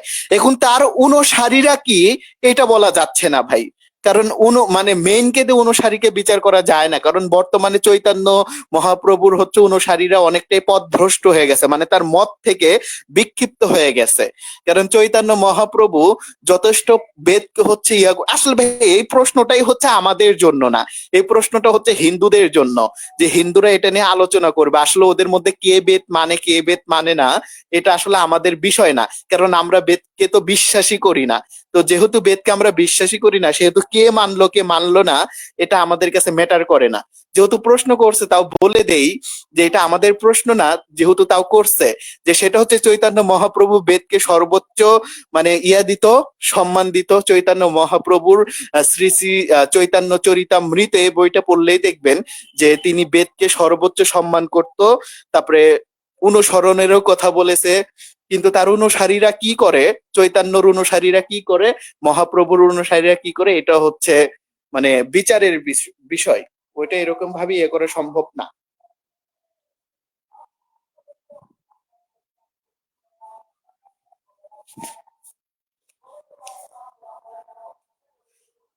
হ্যাঁ, মডারেটর ভাই শুনতে পাচ্ছেন? জি, ধন্যবাদ আনাজুল সাকিব ভাই। আশা করি জাতির জোতা বঙ্গবন্ধু ভাই তার প্রশ্নটির আনসারটা পেয়েছেন। আসলে এখানে আমি যদি কিছু বলি, চৈতন্য যিনি আছে, যে ব্যক্তিটা আছে, এটার সাথে যে আহ, দিনু ঠাকুর আছে, দিনু ঠাকুরের অনুসারীদের মধ্যে আকাশ পাতাল ডিফারেন্স আছে। এখন আমরা যতটুকু দেখতেছি, দীনকৃষ্ণ ঠাকুরের তার বক্তব্যের মাধ্যমে, তার অনুসারীদের কাজকর্মের মাধ্যমে তারা বুদ্ধিস্ট সম্ভবত, কিন্তু দীনকৃষ্ণ ঠাকুর তো বুদ্ধিস্ট না, বরং সে ছিল চৈতন্য যিনি আছেন তিনি তো বুদ্ধিস্ট ছিল না, তিনি চরম ভাবে বুদ্ধ বিরোধী, বুদ্ধদেরকে নাস্তিক বলছে আর তিনি বৌদ্ধ বেদম। বিরোধী, এমনকি হ্যাঁ, আমি বলি চৈতন্য মহাপ্রভুর হচ্ছে মেবি, আপনি যদি শ্রী শ্রী চৈতন্য চরিতামৃত যে গ্রন্থ, এটার কোথায় যেন বলছে যে বেদ বিরোধী বৌদ্ধদের হচ্ছে আগুন দিয়ে জ্বালায়া মারতে হবে। হ্যাঁ, মানে এরকমও সে মানে সাবধান বাণী উচ্চারণ করছে বৌদ্ধদের ব্যাপারে। মানে সে বেদের ব্যাপারে যথেষ্ট কঠোর ছিল। সেই জন্য যারা বেদ করতো, বেদ নিন্দা করতো বা বেদ বিরোধী, তাদের ব্যাপারে তিনি যথেষ্ট কঠোরতা অবলম্বন করেছেন। সেটাই সেটাই দীনকৃষ্ণ ঠাকুর আর চৈতন্যর যে অনুসারী আছে এবং চৈতন্যর যে মতবাদ আছে সেটা সম্পূর্ণ বিরোধী মতামত। চৈতন্য তো বুদ্ধদের দেখতেই পারে না, শুধু সে না, বেদও বুদ্ধদেরকে দেখতে পারে না। বেদের মধ্যে স্পষ্টভাবে বলা আছে যে সমস্ত লোক সকল মানে বেদের বিরুদ্ধে তারা নাস্তিক, আর নাস্তিকদেরকে মারতে হবে, কাটতে হবে, চিরতে হবে, এ কথা তো বলাই আছে বেদের মধ্যে, নতুন করে বলার তেমন কিছু নাই। আর রামায়ণ তো রাম তো স্পষ্ট বলছে, বৌদ্ধ এবং নাস্তিকরা হলো চোরের মতো দণ্ডাত্ম, তাদেরকে যেখানে পাবে সেখানে দণ্ড দাও। তো হিন্দু ধর্মটা আসলে হচ্ছে অহিন্দু এবং বুদ্ধদেরকে চরম ভাবে মানে নিষ্পেষিত করেছে যুগে যুগে, সেই নিষ্পেষিত করার বয়ান তাদের শাস্ত্রগুলা দেয়। আশা করি জাতির জুতা বঙ্গবন্ধু ভাই answer পেয়েছে। আমরা এখানে আলহামদুলিল্লাহ অনেক নিচে প্রশ্ন দেখতে পাচ্ছি। আমি ভাইদেরকে বলবো আপনারা লাইভে যুক্ত হন, প্রশ্ন কমেন্টে করা আছে, আমরা লাইভে যুক্ত হলে আলোচনাটা সৌন্দর্যমণ্ডিত হয়। দর্শকদের উদ্দেশ্যে আমি আবারও অনুরোধ জানাবো, যে সমস্ত দর্শকরা লাইভটি দেখতেছেন আপনারা আজকে আমাদের লাইভটি শেয়ার করুন এবং মেনশন দিয়ে ওই সমস্ত ব্যক্তিদেরকে আমাদের লাইভটি দেখার সুযোগ করে দেন যারা ইসলামিক সোশ্যাল মিডিয়ায় বিভিন্ন ধরনের অভিযোগ প্রশ্ন বিভ্রান্তি ছড়ায় তাদের কাছে, যাতে তারা আজকে আমাদের লাইভে যুক্ত হয়ে তাদের সে সমস্ত অভিযোগ প্রশ্ন গুলো আমাদের সামনে পেশ করে ইনশাল্লাহ তাদের সে সমস্ত প্রশ্নেরও যথাযথ রেফারেন্স ভিত্তিক আনসার দেওয়া হবে। আর কোনো ভাই যদি হিন্দুইজম, খ্রিস্টানিজম, নাস্তিকতা, বুদ্ধিজম নিয়েও যদি প্রশ্ন করতে চান বা আলোচনা রাখতে চান, আপনাদেরকে আমরা আমন্ত্রণ জানাই, আসুন আপনারা আপনাদের প্রশ্ন করুন, ইনশাল্লাহ আপনাদের সে সমস্ত প্রশ্নের যথাযথ আনসার দেওয়া হবে। তা এখানে আরেকটা প্রশ্ন দেখতে পাচ্ছি, দাওয়া বিডি প্রজেক্ট, উনি এখানে লিখছে বাইবেলের পবিত্র আত্মা মাদার মেরি উপর শয়নে যিশু জন্ম দিচ্ছে নাকি পবিত্র আত্মা ঈশ্বর হওয়াতে যিশু ঈশ্বরের পুত্র? হ্যাঁ সাকিব ভাই। হ্যাঁ, মানে দাওয়াবিডি প্রজেক্ট ভাইয়ের প্রশ্নটা হচ্ছে বাইবেলে, মানে বাইবেলে পবিত্র আত্মা মাদার মেরির শয় ওপর শয়নে যিশু, মানে এখানে হয়তো তিনি বলতে চাচ্ছে যে বাইবেলে কি এমন কোনো কথা আছে যেখানে হচ্ছে মানে বলা হয়েছে যে ঈশ্বরের পবিত্র আত্মা মাদার মেরির উপরে এসে, মানে যিশু মানে উপরে এসে পুরুষ যেই রকম একটা নারীর, মানে বুঝতেই পাচ্ছেন যে আমি কি বলতে চাচ্ছি, মানে ফিজিক্যাল রিলেশন যেটা ওই রকম ভাবে কি যিশুকে জন্ম দিছে। আসলে এরকম ভাবে একটা ভার্স পাওয়া যায়, সেটা আমি রেফারেন্সটা দিয়ে দিচ্ছি, সেটা হচ্ছে গসপেল অফ লুক 1 নম্বর অধ্যায়ের আপনারা যদি 28 থেকে শুরু করে ওই 38 পর্যন্ত পড়েন, ওইখানেই পেয়ে যাবেন। এখানে বলা হচ্ছে কি, এই ঈশ্বর নিজেই বলতেছে, ফাদার অফ গড, যে ওইখানে ফাদার অফ গড না, মানে ওইখানে হচ্ছে বাইবেলের লেখক বলতেছে যে ঈশ্বরের ছায়া মানে ঈশ্বরের আত্মা মেরির উপরে এসে পড়তো, ওই পড়ার কারণেই হচ্ছে যিশুর জন্ম হয়েছে। তো এইখান থেকে কি বোঝা যায়, ঈশ্বর মানে ঈশ্বরের আত্মা হচ্ছে মেরির উপরে এসে পড়তো, ওই পড়ার কারণে। একটা অবিবাহিত মেয়ের উপরে পড়ে কি করে ভাই? মেরি তো একটা অবিবাহিত মেয়ে ছিল। বাইবেল অনুযায়ী, খ্রিস্টান ধর্ম অনুযায়ী যিশুর যখন জন্ম হয় তখন মেরি ছিল 12 বছরের একটা মেয়ে। তো 12 বছরের একটা মেয়ের উপরে একটা পবিত্র আত্মা এসে পড়ে কি করে? হ্যাঁ, যার কারণে যিশুর জন্ম হইলো। তো এগুলো তো হচ্ছে মানে বিচারের বিষয়। তো আমি রেফারেন্স দিয়ে দিলাম, আশা করি আপনারা বিষয়টা খতিয়ে দেখবেন। জি, ধন্যবাদ আন্নাজুল সাকিব ভাই। আশা করি আমাদের দেওয়া বিডি প্রজেক্ট ভাই তার প্রশ্নের আনসার পেয়েছেন। আচ্ছা, আমরা প্রশ্নটি পড়ে নিব। আমাদের এখানে একটা ভাই যুক্ত আছে, আমরা তার কাছে একটু যাবো। এমডি মুস্তাফিজুর রহমান ভাই। জি, আসসালামু আলাইকুম ভাই, কেমন আছেন? হ্যাঁ, ওয়ালাইকুম আসসালাম। আসসালামু আলাইকুম আপনাদের সবাইকে। জি, ওয়ালাইকুম আসসালাম ওয়া রাহমাতুল্লাহি ওয়া বারাকাতুহু। জি ভাই, ধন্যবাদ আমাদের লাইভে যুক্ত হয়েছেন সেজন্য। তো ভাই, আপনার যদি আজকে আমাদের আলোচনায় কোনো প্রশ্ন থাকে যে করতে পারেন। জি, আমার প্রশ্ন আছে আজকে একটা স্পেসিফিকলি ভাবে টপিকের উপর। আমি কি জি জি, তাহলে প্রশ্নটা অবশ্যই। জি জি, করুন। সেটা হচ্ছে আমি প্রায় একটা প্রশ্ন শুনি নাস্তিকদের কাছ থেকে যে তারা বলে থাকে যে স্টিফেন হকিং, হ্যাঁ, ইনি একজন এত বড় বিজ্ঞানী বা সায়েন্টিফিক হওয়ার পরেও তিনি ঈশ্বরে বিশ্বাসী ছিলেন না। হ্যাঁ, এবং নাস্তিকরা আর কি যেটা বলে থাকে যে অধিকাংশই সায়েন্টিস্ট অথবা অধিকাংশ যারা গবেষক বিজ্ঞানী এরা অধিকাংশই অবিশ্বাসী ছিল ঈশ্বর। হ্যাঁ, এটা আসলে কতটুকু সত্য এটা যদি অ্যান্সার দিতে হবে। তো হ্যাঁ, মানে আপনার প্রশ্নটা হচ্ছে কি, মানে আপনার প্রশ্নটা হচ্ছে কি যে অধিকাংশ দার্শনিক বা অধিকাংশ সায়েন্টিস্ট তো এইথিস্ট, মানে নাস্তিক ছিল। হ্যাঁ, তাহলে ঈশ্বরের ধারণা যে সত্য এটাতে এমনিতেই মিথ্যা হয়ে যায়। ভাই, এটা তাহলে একটা মানে argument of numbering fallacy maybe বলে, মানে সংখ্যার দিক থেকে হচ্ছে মানে কুযুক্তি দাঁড় করানো।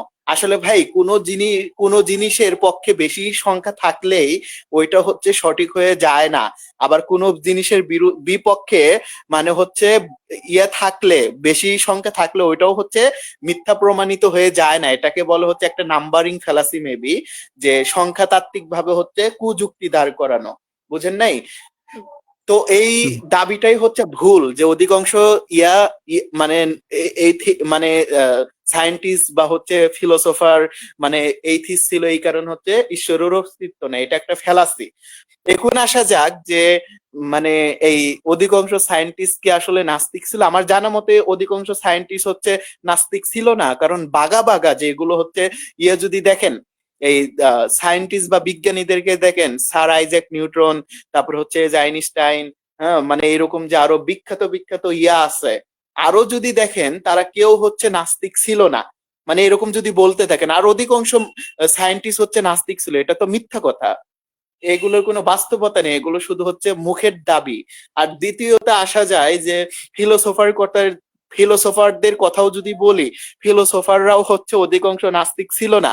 বরং পশ্চিমা বিশ্বের কিছু দার্শনিকরা নাস্তিক ছিল, যেরকম বার্টোনাল রাসেল, মেবি তার নামটা এই রাসেল, আমি রাসেল বলেই ডাকি সংক্ষিপ্ত ভাবে। তারপর হচ্ছে ডেভিড হিউম, হ্যাঁ, এরা নাস্তিক ছিল। তবে অধিকাংশ, আমরা যদি ফিলোসোফারদের সংখ্যা দাঁড় করাই, অধিকাংশ হচ্ছে মানে 100 ভাগের মধ্যে প্রায় 95 ভাগ দার্শনিক হচ্ছে আস্তিক ছিল। আর হচ্ছে ওই বাকি 5% দার্শনিক হচ্ছে নাস্তিক ছিল অজ্ঞতার কারণে।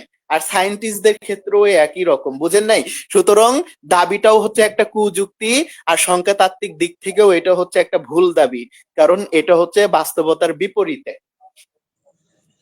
আহ, ধন্যবাদ আপনাকে। তারপরে ভাই আমি এটা just বললাম কারণ অনেকে এটাকে বিলিভ করে। হ্যাঁ, অনেকে এইরকম একটা যুক্তি দাঁড় করে যেটা আপনি খুব সুন্দরভাবে ইয়া করে লক্ষ্য করলেন। আচ্ছা, আরেকটা এখানে আরেকটা প্রশ্ন প্রশ্ন রয়ে যায়, সেটা হচ্ছে যে স্টিফেন হকিং তিনি নাকি তার বই বলছে যে হচ্ছে শূন্য থেকে কোনো কিছু আসতে পারে, এরকম একটা কথা মানে যেটা প্রায় শোনা মানে যায় শূন্য নাস্তিকদের থেকে মধ্যে। কোনো কিছু আসতে পারে? হ্যাঁ, এটা নাকি তার বইয়ে নাকি সে বলছে, না, মানে এটা এটা নাস্তিক। না, এটা বিজ্ঞান এবং দর্শন উভয়ই বিরোধী। শূন্য থেকে কোনো কিছু আসতে পারে না। বস্তু থেকেই বস্তু আসা সম্ভব, অবস্তু থেকে বস্তুর উৎপত্তি স্বীকার করা যায় না। এতে যুক্তি এবং বাস্তবতার হচ্ছে দোষ ঘটে। হ্যাঁ, এখন যদি স্টিফেন হকিং যদি বলে যে শূন্য থেকে, আসলে শূন্য থেকে কিন্তু সে এই কথাটা কখন বলছে জানেন? সে কোয়ান্টাম ফিজিক্স নিয়ে যখন গবেষণা করতে গেছে তখন বলছে। এটা আমি গ্রুপেই মেবি হচ্ছে আরেকদিন আলোচনা করলাম, যে এই কোয়ান্টাম ফিল্ড যেটা, মানে কোয়ান্টাম ভ্যাকুয়ামে যে কোয়ান্টাম ফিল্ড, এটাকে মনে হয় শূন্য। বিজ্ঞানীরা কিন্তু কোয়ান্টাম ফিল্ডকে পুরোপুরি শূন্য আবার পুরোপুরি শূন্য বলে না। অর্থাৎ বলে এটা শূন্য আবার শূন্য না। অর্থাৎ শূন্য থেকে আসতেছে না কোনো কিছু, বরং ওই কোয়ান্টাম ফিল্ডে শক্তি নিজেই হচ্ছে ফিল্ড হিসেবে কাজ করে, যার কম্পন বা ঝাঁকুনির কারণে সুপারপজিশন রূপ বিশিষ্ট হচ্ছে এই কণার হচ্ছে উৎপত্তি তৈরি হয় অনুপরমাণুর। সুতরাং এইখানে হচ্ছে শূন্য থেকে আসার কোনোই অপশন নাই, বরং শক্তি থেকেই হচ্ছে সবকিছুর এখানে উদ্ভব হয়, বুঝেন নাই? তো বিজ্ঞান দর্শন উভয়ই হচ্ছে শূন্য থেকে কোনো কিছু আশাকে মানে ডিনাই করে। এখন সেখানে স্টিফেন আরেকটা হকিং এখানে কি কোন দৃষ্টিতে বলেছে যে শূন্য থেকে আসে, এটাও বিচরণী, এটাও হচ্ছে খতিয়ে দেখার বিষয়। তিনি যদি সরাসরি বলে যে সবকিছুই শূন্য থেকে মানে নাথিং থেকে এসেছে, তাহলে এইখানে সমস্যা হবে। কিন্তু তিনি যদি বলে যে কোয়ান্টাম ফিল্ড যেটা এইখানে পুরোপুরি শূন্য আবার শূন্য না, এই ক্ষেত্রে আমি বলছি শূন্য থেকে আসে, এটা সঠিক হতে পারে। কারণ বিজ্ঞান বলে কোয়ান্টাম ফিল্ড এটা শূন্য আবার শূন্য না, মানে শূন্য আবার শূন্য না। যদিও এটা হচ্ছে দর্শন এটাকে মানে প্রত্যাখ্যান করছে যে একটা জিনিস একই সাথে দুই রূপে থাকতে পারে না, মানে একটা জিনিস একই সাথে একই সময়ে দুইটা ধর্মে অবস্থান করতে পারে না। হয়তো ফিল্ডকে শূন্য হতে হবে, নয়তো শূন্য মানে শূন্য হতে হবে, অথবা শূন্য বিহীন হতে হবে। মানে বিজ্ঞানের এটাও হচ্ছে একটা দোষযুক্ত একটা হচ্ছে দাবি। জি জি, এখানে আরেকটা সাকিব ভাই উদাহরণ দিলে ভালো হয়। যেমন হচ্ছে মানে আমি একটা আর্টিকেল পড়ছিলাম এই বিষয়ে, তারপর সেখানে আর কি তারা বোঝানোর চেষ্টা করছে যে স্টিফেন হকিং আসলে কোন দৃষ্টিতে এই কথা বলছিলেন। যেমন শূন্য বলতে আমরা যেটা বুঝি যে যেখানে কোনো কোনো কিছুই নাই, যেখানে কোনো সময় নাই, হ্যাঁ, কোনো পদার্থ নাই, কোনো টাইম নাই, মানে একেবারে জিরো, কোনো কিছুই নাই। তো সেইখানে ধরেন এক জায়গায় কোনো কিছু নেই, আবার এক জায়গায় দেখলাম যে আমরা একটা ঘর আছে, ধরেন এক জায়গায় একটা ঘর আছে, ঘর সেখানে নাই, কিন্তু ঘরের ভিতরে যদি আরেকটা ছোট কিছু থাকে, হ্যাঁ, সেটাকে তো শূন্য বলেন। ভ্যাকুয়ামের একটা ইয়ে আর কি, হ্যাঁ, মানে যেটা একটু আগে আপনি বললেন, মানে তারা আবার দেখানোর চেষ্টা করছে যে শূন্য বলতে যে একেবারে নাথিং থেকে আসে, মানে এই দৃষ্টিতে বলে নাই। হ্যাঁ, এই দৃষ্টিতে বলে হ্যাঁ, নাই, ওই তাহলে তো যেটা আমি এখানে বললাম ওই একই কথা। হ্যাঁ হ্যাঁ, তাহলে তো এখানে মানে এই যে যারা নাস্তিক তারা তো ভাই ডবল স্ট্যান্ডার্ড করতেছে, তাই না? হ্যাঁ, এমনকি ভাই এখানে আমি আরেকটু বুঝিয়ে দেই যে যে আপনি যে আর্টিকেল পড়ছেন ওইখানে বলা হয়েছে কোনো পদার্থ নাই, এই কথাটার সাথে আমি একমত না। কারণ শুনেন, এনার্জি কি? এনার্জি হচ্ছে পদার্থের ধর্ম। এনার্জি কোনো স্বতন্ত্র কোনো পদার্থ না, বরং পদার্থের ধর্ম। কিন্তু আপনি কোয়ান্টাম ফিজিক্স অনুসারে এই এনার্জিকে আপনি পদার্থের ধর্ম হিসাবে ব্যবহার করতে পারবেন না, বরং এই কোয়ান্টাম ফিল্ডে বা কোয়ান্টাম ভ্যাকুয়ামে এই এনার্জি মানে কোয়ান্টাম এনার্জি নিজেই হচ্ছে পদার্থের মতন আচরণ করে। অর্থাৎ আমরা এনার্জিকে কোয়ান্টাম ফিল্ডে মানে পদার্থ বলতে পারি। সুতরাং স্টিফেন হকিংয়ের দাবি এমনিতেও টিকে না, কারণ এইখানে শক্তি নিজেই পদার্থ হয়ে গেছে, আর এই পদার্থ থেকেই হচ্ছে অন্য পদার্থের উৎপত্তি হচ্ছে। বুঝেন নাই? হুম হুম, জি জি। কিন্তু কোয়ান্টাম না নাথিং, ভ্যাকুয়ামে কিন্তু এনার্জি, কোয়ান্টাম এনার্জি কিন্তু নিজে ধর্ম হলেও কিন্তু এখানে এসে কিন্তু তার বাস্তবতা বিরোধী আচরণ করে, মানে নিজেই পদার্থের মতন আচরণ করে এইখানে। জি, কিন্তু নাথিং এ তো ভাই পদার্থ তো থাকতে পারে না, তাই না? না, ওই জন্যই তো বিজ্ঞান বলছে, ওই জন্যই তো বিজ্ঞান বলছে যে কোয়ান্টাম ফিল্ড বা ভ্যাকুয়াম পুরোপুরি শূন্য আবার শূন্য না, মানে শূন্যও বলা যাচ্ছে না আবার শূন্য বিহীনও বলা যাচ্ছে না, কারণ ও যে শক্তি পদার্থের মতন আচরণ করতেছে। হুম। তো তাহলে আমরা যেটা মানে যেটা বুঝলাম যে ওই যে যারা অনেকে দাবি করে, যারা অ্যাথিস্ট, হ্যাঁ, এরা যে দাবি করে যে হচ্ছে স্টিফেন হকিং, তিনি বলতেছেন, তিনি নিজে বলছেন যে শূন্য থেকে আসতে পারে কোনো কিছু, নাথিং থেকে আসতে পারে। তাহলে এই দাবিটা পুরোপুরি একেবারে একটা মানে কুযুক্তি দাবি, একটা হ্যাঁ, একটা ভুল অর্থহীন। ভুল, এটা একটা ভুল। কারণ কোয়ান্টাম, সে কিন্তু শুনেন স্টিফেন হকিং যেটা বলছে এটা কিন্তু সে ওই কোয়ান্টাম ফিজিক্স অনুযায়ী কিন্তু এই দাবিটা করছে। কিন্তু বর্তমান কোয়ান্টাম ফিজিক্সের যারা আছে, বর্তমান যারা হচ্ছে গবেষণা করতেছে, তারা স্টিফেন হকিং এর এই দাবিকে নিতে পারছে না। কারণ কোয়ান্টাম ভ্যাকুয়াম পুরোপুরি শূন্য বা নাথিং না, কারণ ওইখানে হচ্ছে ফিল্ড হিসাবে হচ্ছে কোয়ান্টাম এনার্জি নিজেই হচ্ছে পদার্থের আচরণ করতেছে, যেখান থেকে হচ্ছে যার কম্পনে হচ্ছে অনুপরমাণু হচ্ছে তৈরি হচ্ছে, যাদের অবস্থান হচ্ছে সুপার পজিশন। জি জি।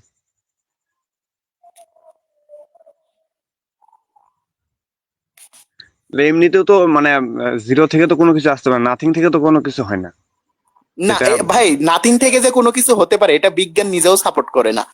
এই পদার্থবিজ্ঞান বুঝছেন, পদার্থবিজ্ঞান নিজেও এটাকে প্রত্যাখ্যান করে। পদার্থবিজ্ঞানের দৃষ্টিতে মানে নাথিং বলতে কিছু নাই, সামথিং থেকেই সামথিং হতে হবে, মানে বস্তু থেকেই বস্তুর উৎপত্তি হতে হবে, অবস্তু থেকে বস্তুর উৎপত্তি স্বীকারই করা যায় না। জি, জি। আর শুনেন, ওই যে গিয়া স্টিফেন হকিং, ঠিক আছে, সে হচ্ছে খ্রিস্টান, না নাস্তিক বাবা মায়েরই সন্তান, ঠিক আছে। তার মেন্টালিটি যেটা আছে এটা নাস্তিকের মেন্টালিটি হবে। নাস্তিক তো নাথিং কে তারা তাদের তথাকথিত ঈশ্বর হিসাবে মেনে নিয়েছে। নাস্তিকরা যেহেতু তাকে মানে প্রমোট করতেছিল, তাকে মানে নাস্তিকরাই তাকে অনেক কি করছে, মানে উত্তেজিত করছে বা মানে তাকে আগ্রহিত করছে, সেজন্য সে নাস্তিকদের পক্ষে গিয়ে কতগুলো কুযুক্তি দিছে।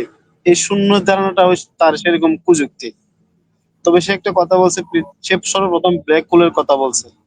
মানে ব্ল্যাক হোল হচ্ছে এরকম একটা জিনিস, গ্রহ নক্ষত্র যে সমস্ত কিছু ধ্বংস হয়ে যায় সেগুলো ব্ল্যাক হোলের মধ্যে কি জমা হয়ে যায়। পবিত্র আল কোরআনে আজ থেকে 1450 বছর আগে যে ব্ল্যাক হোলের কথা বলা আছে, মানে ওই যে সাকিব ভাই, এই আয়াতটা আপনার মনে আছে? আমার আয়াতটা এখন মনে হ্যাঁ, পড়তেছে না ওই ঠিক। সূরা হচ্ছে ওয়াকিয়াতে, যে আমি শপথ করতেছি সেই জিনিসের যার মধ্যে হচ্ছে সকল কিছু, মানে যার মধ্যে নক্ষত্র আদি হচ্ছে পতিত হয়। হ্যাঁ, হ্যাঁ, তো দেখেন ব্ল্যাক হোলের কথা সে বলছে, কিন্তু এটা 1750 বছর আগে আল্লাহ রাব্বুল আলামিন পবিত্র আল কোরআনে বলছে। তো যে শূন্য যে থিওরিটা বা যে কনসেপ্টটা সে এখন দিচ্ছে বা দিছে, এটা হচ্ছে যে নাস্তিকীয়, সে একজন নাস্তিকরা তাকে বুঝেন নাই তাদের হিরো, তাদের লিডার, তাদের মানে কি বলে তথাকথিত ভগবান বা ঈশ্বর হিসাবে নিছে তারে। তো এই নাস্তিকদের পক্ষ গিয়ে কিছু কুযুক্তি দাঁড়াইছে, মানে দাঁড় করাইছে যে যাতে নাস্তিকদের কি হয়, সুবিধা হয় এটা। বা শূন্য থেকে কিছু হয় না, বুঝলেন? শূন্য শূন্য যদি আর 1000 ভাই শূন্য শূন্য, হয় আর তখন এক হবে না। হ্যাঁ, আমি একটু বলে দেই ভাই, শূন্য শব্দটাই তো মিথ্যা। শূন্য বলতেই তো কিছু অস্তিত্ব নাই, মানে শূন্য বলতেই কিছু অস্তিত্বে নাই, বুঝেন নাই? এখন যদি আপনি বলেন যে মহাবিশ্বে যে ফাঁকা জায়গা, এই ফাঁকা জায়গাগুলোকে কি আমরা তাহলে হচ্ছে শূন্য বলতে পারি না? কে বলছে এগুলো শূন্য? ভাই, এই ফাঁকা জায়গাগুলো যে শূন্য এটা আপনাকে কে বলছে? এই ফাঁকা জায়গাগুলো হচ্ছে শক্তি দিয়ে পরিপূর্ণ, এই ফাঁকা জায়গাগুলো হচ্ছে অনুপরমাণু দিয়ে হচ্ছে পরিপূর্ণ। হ্যাঁ, কে বলছে মহাবিশ্ব ফাঁকা জায়গা? মহাবিশ্ব কোথাও ফাঁকা জায়গা নাই, শূন্য নাই, সব হচ্ছে এনার্জি, অনুপরমাণু দিয়ে হচ্ছে পরিপূর্ণ। অর্থাৎ শূন্য শব্দটাই মিথ্যা। তো এই মিথ্যা জিনিস থেকে আবার সত্য কিভাবে মানে তৈরি হতে পারে, এটাই আমি জানি না। ইয়া, সাকিব ভাই, তাহলে তো মনে করেন এই যে এথিস্টদেরকে আমরা কি তাহলে অন্ধবিশ্বাসী প্রমাণ করার জন্য মানে এই ফর্মুলাটা ইউজ করতে পারি নাকি? মানে এই যে তারা যে বিশ্বাসটা করে থাকে যে শূন্য থেকে আহ, এমনি এমনি অনেক কিছু চলে আসে, যেমন শূন্য থেকে চলে আসে, হ্যাঁ, এই যে একটা তারা বিলিভ করে, তাহলে হুম। এই যে তাদের বিলিভটা, এটা কি আমরা তাহলে এই খণ্ডন করে তাকে প্রমাণ করতে পারি না যে তারা অন্ধবিশ্বাসী?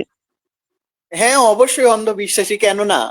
কারণ শূন্য বলতেই তো কিছু নাই। শূন্য কি জানেন ভাই? আমি কি একটা উদাহরণ দিব, শূন্য কি? এই যে ঘোড়ার ডিম, এই শব্দটা যে উচ্চারণ করলেন এটা শূন্য, যার কোনো বাস্তবিক হচ্ছে নাই, অস্তিত্ব নেই, এটা হচ্ছে শূন্য। এখন আপনি যদি বলেন যে এই ঘোড়ার ডিম এটা হচ্ছে শূন্য, কিন্তু ঘোড়ার ডিম শূন্য হলেও এই ঘোড়ার ডিমের মধ্যে থেকে ঘোড়ার বাচ্চা জন্ম নিতে পারবে, ভাই তাহলে তো এটা তো একটা মানে পাগলের মতন কথা হয়ে গেল। শূন্য তো নিজেই হচ্ছে অস্তিত্বহীন, তো তার থেকে আবার সবকিছু কিভাবে আসতে পারে, বুঝেন নাই? তো শূন্য শব্দটাই হচ্ছে মিথ্যা, শূন্য শব্দটাই হচ্ছে অস্তিত্বহীন। তো তার থেকে তো মানে ওই সামথিং আসার কোনো প্রশ্নই আসে না। এখন আপনি বলতে পারেন ও যে মহাবিশ্বে যে আমরা জানি ফাঁকা জায়গা আছে, কারণ মহাবিশ্বে সম্প্রসারণ হচ্ছে, ফাঁকা জায়গা তৈরি হচ্ছে, তাহলে ওইটা কি শূন্য না? না, কে বলছো এটা শূন্য? ওইটা হচ্ছে এনার্জি, অনুপরমাণু দিয়ে হচ্ছে পরিপূর্ণ। আর যেখানে এনার্জি থাকে ওইটা কখনো হচ্ছে শূন্য না।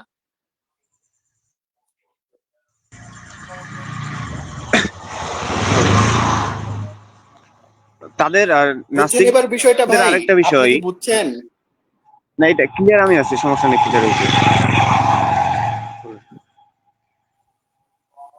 তো আমি নতুন হ্যাঁ, একটা প্রশ্ন বলেন। করতে চাচ্ছিলাম, এটা যে নাস্তিকরা তো সবসময় মানে তারা, আমরা যখন তাদেরকে একটা যে কোনো একটা ডিএসটি গডের প্রমাণ করতে চাই, হ্যাঁ, তখন আমরা দেখি যে তারা বারবার সবসময় রিলিজিয়ন গডকে অ্যাটাক করে। হ্যাঁ, মানে এটা কেন? এটা কি নাস্তিকদের সংজ্ঞায় তো এটা পড়ে না? কারণ নাস্তিকরা হচ্ছে এনি কাইন্ড, মানে তারা সকল ধরনের গডকে অবিশ্বাস করে নাস্তিকতা। তাহলে তো আমরা যখন তাকে শুধুমাত্র একটা ডিএসটি গডেরই প্রমাণ করে দিব, তাহলে তো নাস্তিকতা এখানে অবশ্যই অন্ধবিশ্বাসী হয়ে যাবে, হ্যাঁ, নাস্তিকতা ভুল প্রমাণিত হবে। কিন্তু আমরা দেখি যখন তাদের সাথে আমরা আলোচনায় যাই, হ্যাঁ, তারা সবসময় আমরা দেখি যে তারা সবসময় রিলিজিয়ন গডকে অ্যাটাক করে। হ্যাঁ, রিলিজিয়ন গডকে নিয়ে কথা বলে।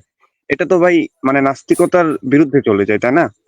কারণ তার আমাদেরকে যে বাধ্য মানে রিলিজিয়ন গডকে প্রমাণ করতে হবে এমন তো কোনো বাধ্যবাধকতা নাই। জি সাকিব ভাই বলেন। হুম হুম। না, মানে তারা এটা রিলিজিয়ান যে গড কেন বা করে? ধর্মীয় যে গড, এটা এমনিতেও প্রমাণিত হয়। শুনেন, আমাদের ইসলামের, বুঝছেন, অন্যান্য ধর্মীয় গড কেমন আমি সেটা জানি না, তবে আমাদের যে ইসলামিক গড, এটা দর্শন বিজ্ঞান সবকিছুতেই হচ্ছে মানে ওই মূল কারণ হিসাবেই কাজ করে।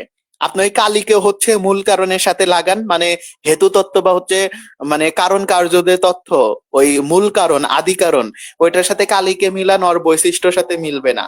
কৃষ্ণকে মিলান, মিলবে না। যিশুকে মিলান, এটা দিয়ে মিলবে না। এটা দিয়ে তো বৌদ্ধকে এটা মিলান, দিয়ে তো মিলবে না। সকল ধরনের এটা দিয়ে তো সকল ধরনের যারা মানে বহিঃশ্বরবাদী এই ধর্মগুলোতে এমনিতেই টিকে না। হ্যাঁ, মানে এই কারণ কার্য তত্ত্বটা হচ্ছে কোষ্ঠী পাথর, সোনাকে পরীক্ষা করার জন্য কোষ্ঠী পাথর। আর এটাতে যাই টিকে থাকবে সেটাই হচ্ছে মানে সেই গডই হচ্ছে, সেই ধর্মের গডই হচ্ছে এই মানে ওই মূল কারণ বা আদি কারণ। তো আলহামদুলিল্লাহ, এটাতে শুধুমাত্র আল্লাহই টিকে থাকতে পারে, অন্যরা টিকে থাকতে পারে না, কারণ এটার যে বৈশিষ্ট্য তার সাথে হচ্ছে মিলে না অন্যদের। বুঝেন নাই? এখন নাস্তিকরা যদি এখানে যদি আক্রমণ করে, তো এটা হবে তাদের হচ্ছে বোকামির পরিচয়, মানে বা স্বল্প জ্ঞানের পরিচয় হবে, বিষয়টা এরকম। তাদের তো সংজ্ঞাই পড়ে না, তাদের যে সংজ্ঞা, হ্যাঁ, যেটা বিভিন্ন অক্সফোর্ড ডিকশনারি বা তাদের যে নাস্তিকতা যে যারা গড ছিলেন, নাস্তিকতার যারা গুরু ছিলেন, তাদের যে সংজ্ঞাটা, তাদের আমরা যে বইগুলা পড়ে থাকি এর মধ্যেও তো তারা লেখে নাই যে শুধুমাত্র রিলিজিয়ন গডকে নিয়ে কথা বলতে। কারণ তারা তো এমন একটা মানে পজিশনে আছে যেখানে সকল ধরনের গডকে তারা বিশ্বাস করে, তাই না? না আসলে এখানে তো ভাই আমরা শুনেন, যদি বর্তমানে বঙ্গু নাস্তিকদের কথা বলি। বঙ্গু নাস্তিকরা হচ্ছে দর্শনের আগামাটাটাও বুঝে না। বঙ্গু নাস্তিকরা হচ্ছে দর্শনের দটাও বুঝে না, বুঝেন নাই? সেজন্য ওরা হচ্ছে ধর্মীয় গডকেই শুধু আক্রমণ করে। অথচ ধর্মীয় গড আর দর্শনের যে আদি কারণ, এই দুইটা যে একই, ওইটা ওরা বুঝে না। ওরা মনে করে যে ওই দর্শনের আদি কারণ সেটা আলাদা, আর ধর্মীয় গড সেটা আলাদা। আপনি দেখবেন ওদের যে গড ফাদার ছিল এই বঙ্গু নাস্তিকদের, ওরা সবাই ধর্মীয় গডকে নিয়ে আলোচনা না করে আলোচনা করছে ওই আদি কারণকে নিয়ে। জি জি জি, কারণ আদি সেটাই কারণকে বলতে যদি আপনি আউট করতে পারেন, তাহলে ধর্মীয় গটের এমনিতেই ভেঙে পড়বে, মানে ওই স্তম্ভ ব্যতীত বাড়ির নেই। সেটাই বলতে চাচ্ছিলাম, সেটাই যে বর্তমানে যে নাস্তিকরা এরা তো মানে ফিলোসফি সম্পর্কে এদের ন্যূনতম জ্ঞানও নেই। হ্যাঁ, ফিলোসফি হ্যাঁ, যে এটা মনে হয় বানানটা করার জন্য এদেরকে হয়তো গুগলে সার্চ দেওয়া লাগতে পারে। এই যে একটা বঙ্গীয় নাস্তিক আছে হচ্ছে এই অনলাইনে, নাম হচ্ছে সত্যের সন্তান, আমি নামটা নিয়েই নেই। ইনি তো দর্শনের আগামাতাও বুঝে না, দর্শনকে গালাগালি করে, বলতেছে দর্শন কোনো কাজের না। হ্যাঁ, বিজ্ঞানে কোনো কাজে লাগে না, দর্শন নাকি বিজ্ঞানে কোনো কাজে লাগে না। অথচ বিজ্ঞানের জন্মই হচ্ছে দর্শন থেকে। আর বিজ্ঞান আর দর্শন ছাড়া হচ্ছে বিজ্ঞান হচ্ছে অচল। কারণ বিজ্ঞানের প্রথম অধ্যায় শুরু হয় হচ্ছে দর্শনের হাইপোথেসিসের মাধ্যমে। অথচ এই মূর্খ বলতেছে বিজ্ঞানের সাথে নাকি দর্শনের কোনো সম্পর্ক নেই। আসলে সাকিব ভাই বিষয়টা হচ্ছে কি, তাদের বিভক্ত যেটা যাবে না তারা সেটাকে ডিনাই করে দিবে। আরে বিজ্ঞান প্রথমটা হচ্ছে অনুমানের উপর ভিত্তি করে সে তার যে গবেষণার চিন্তা তো যেটা আছে সেটা প্রয়োগ করে। তো এখন বিজ্ঞানের যে বিজ্ঞানের অনুমানটা হচ্ছে ফান্ডামেন্টাল দর্শনের। স্ট্রাকচার, বিজ্ঞানের যে ফান্ডামেন্টাল স্ট্রাকচার গুলো হ্যাঁ আছে এটা।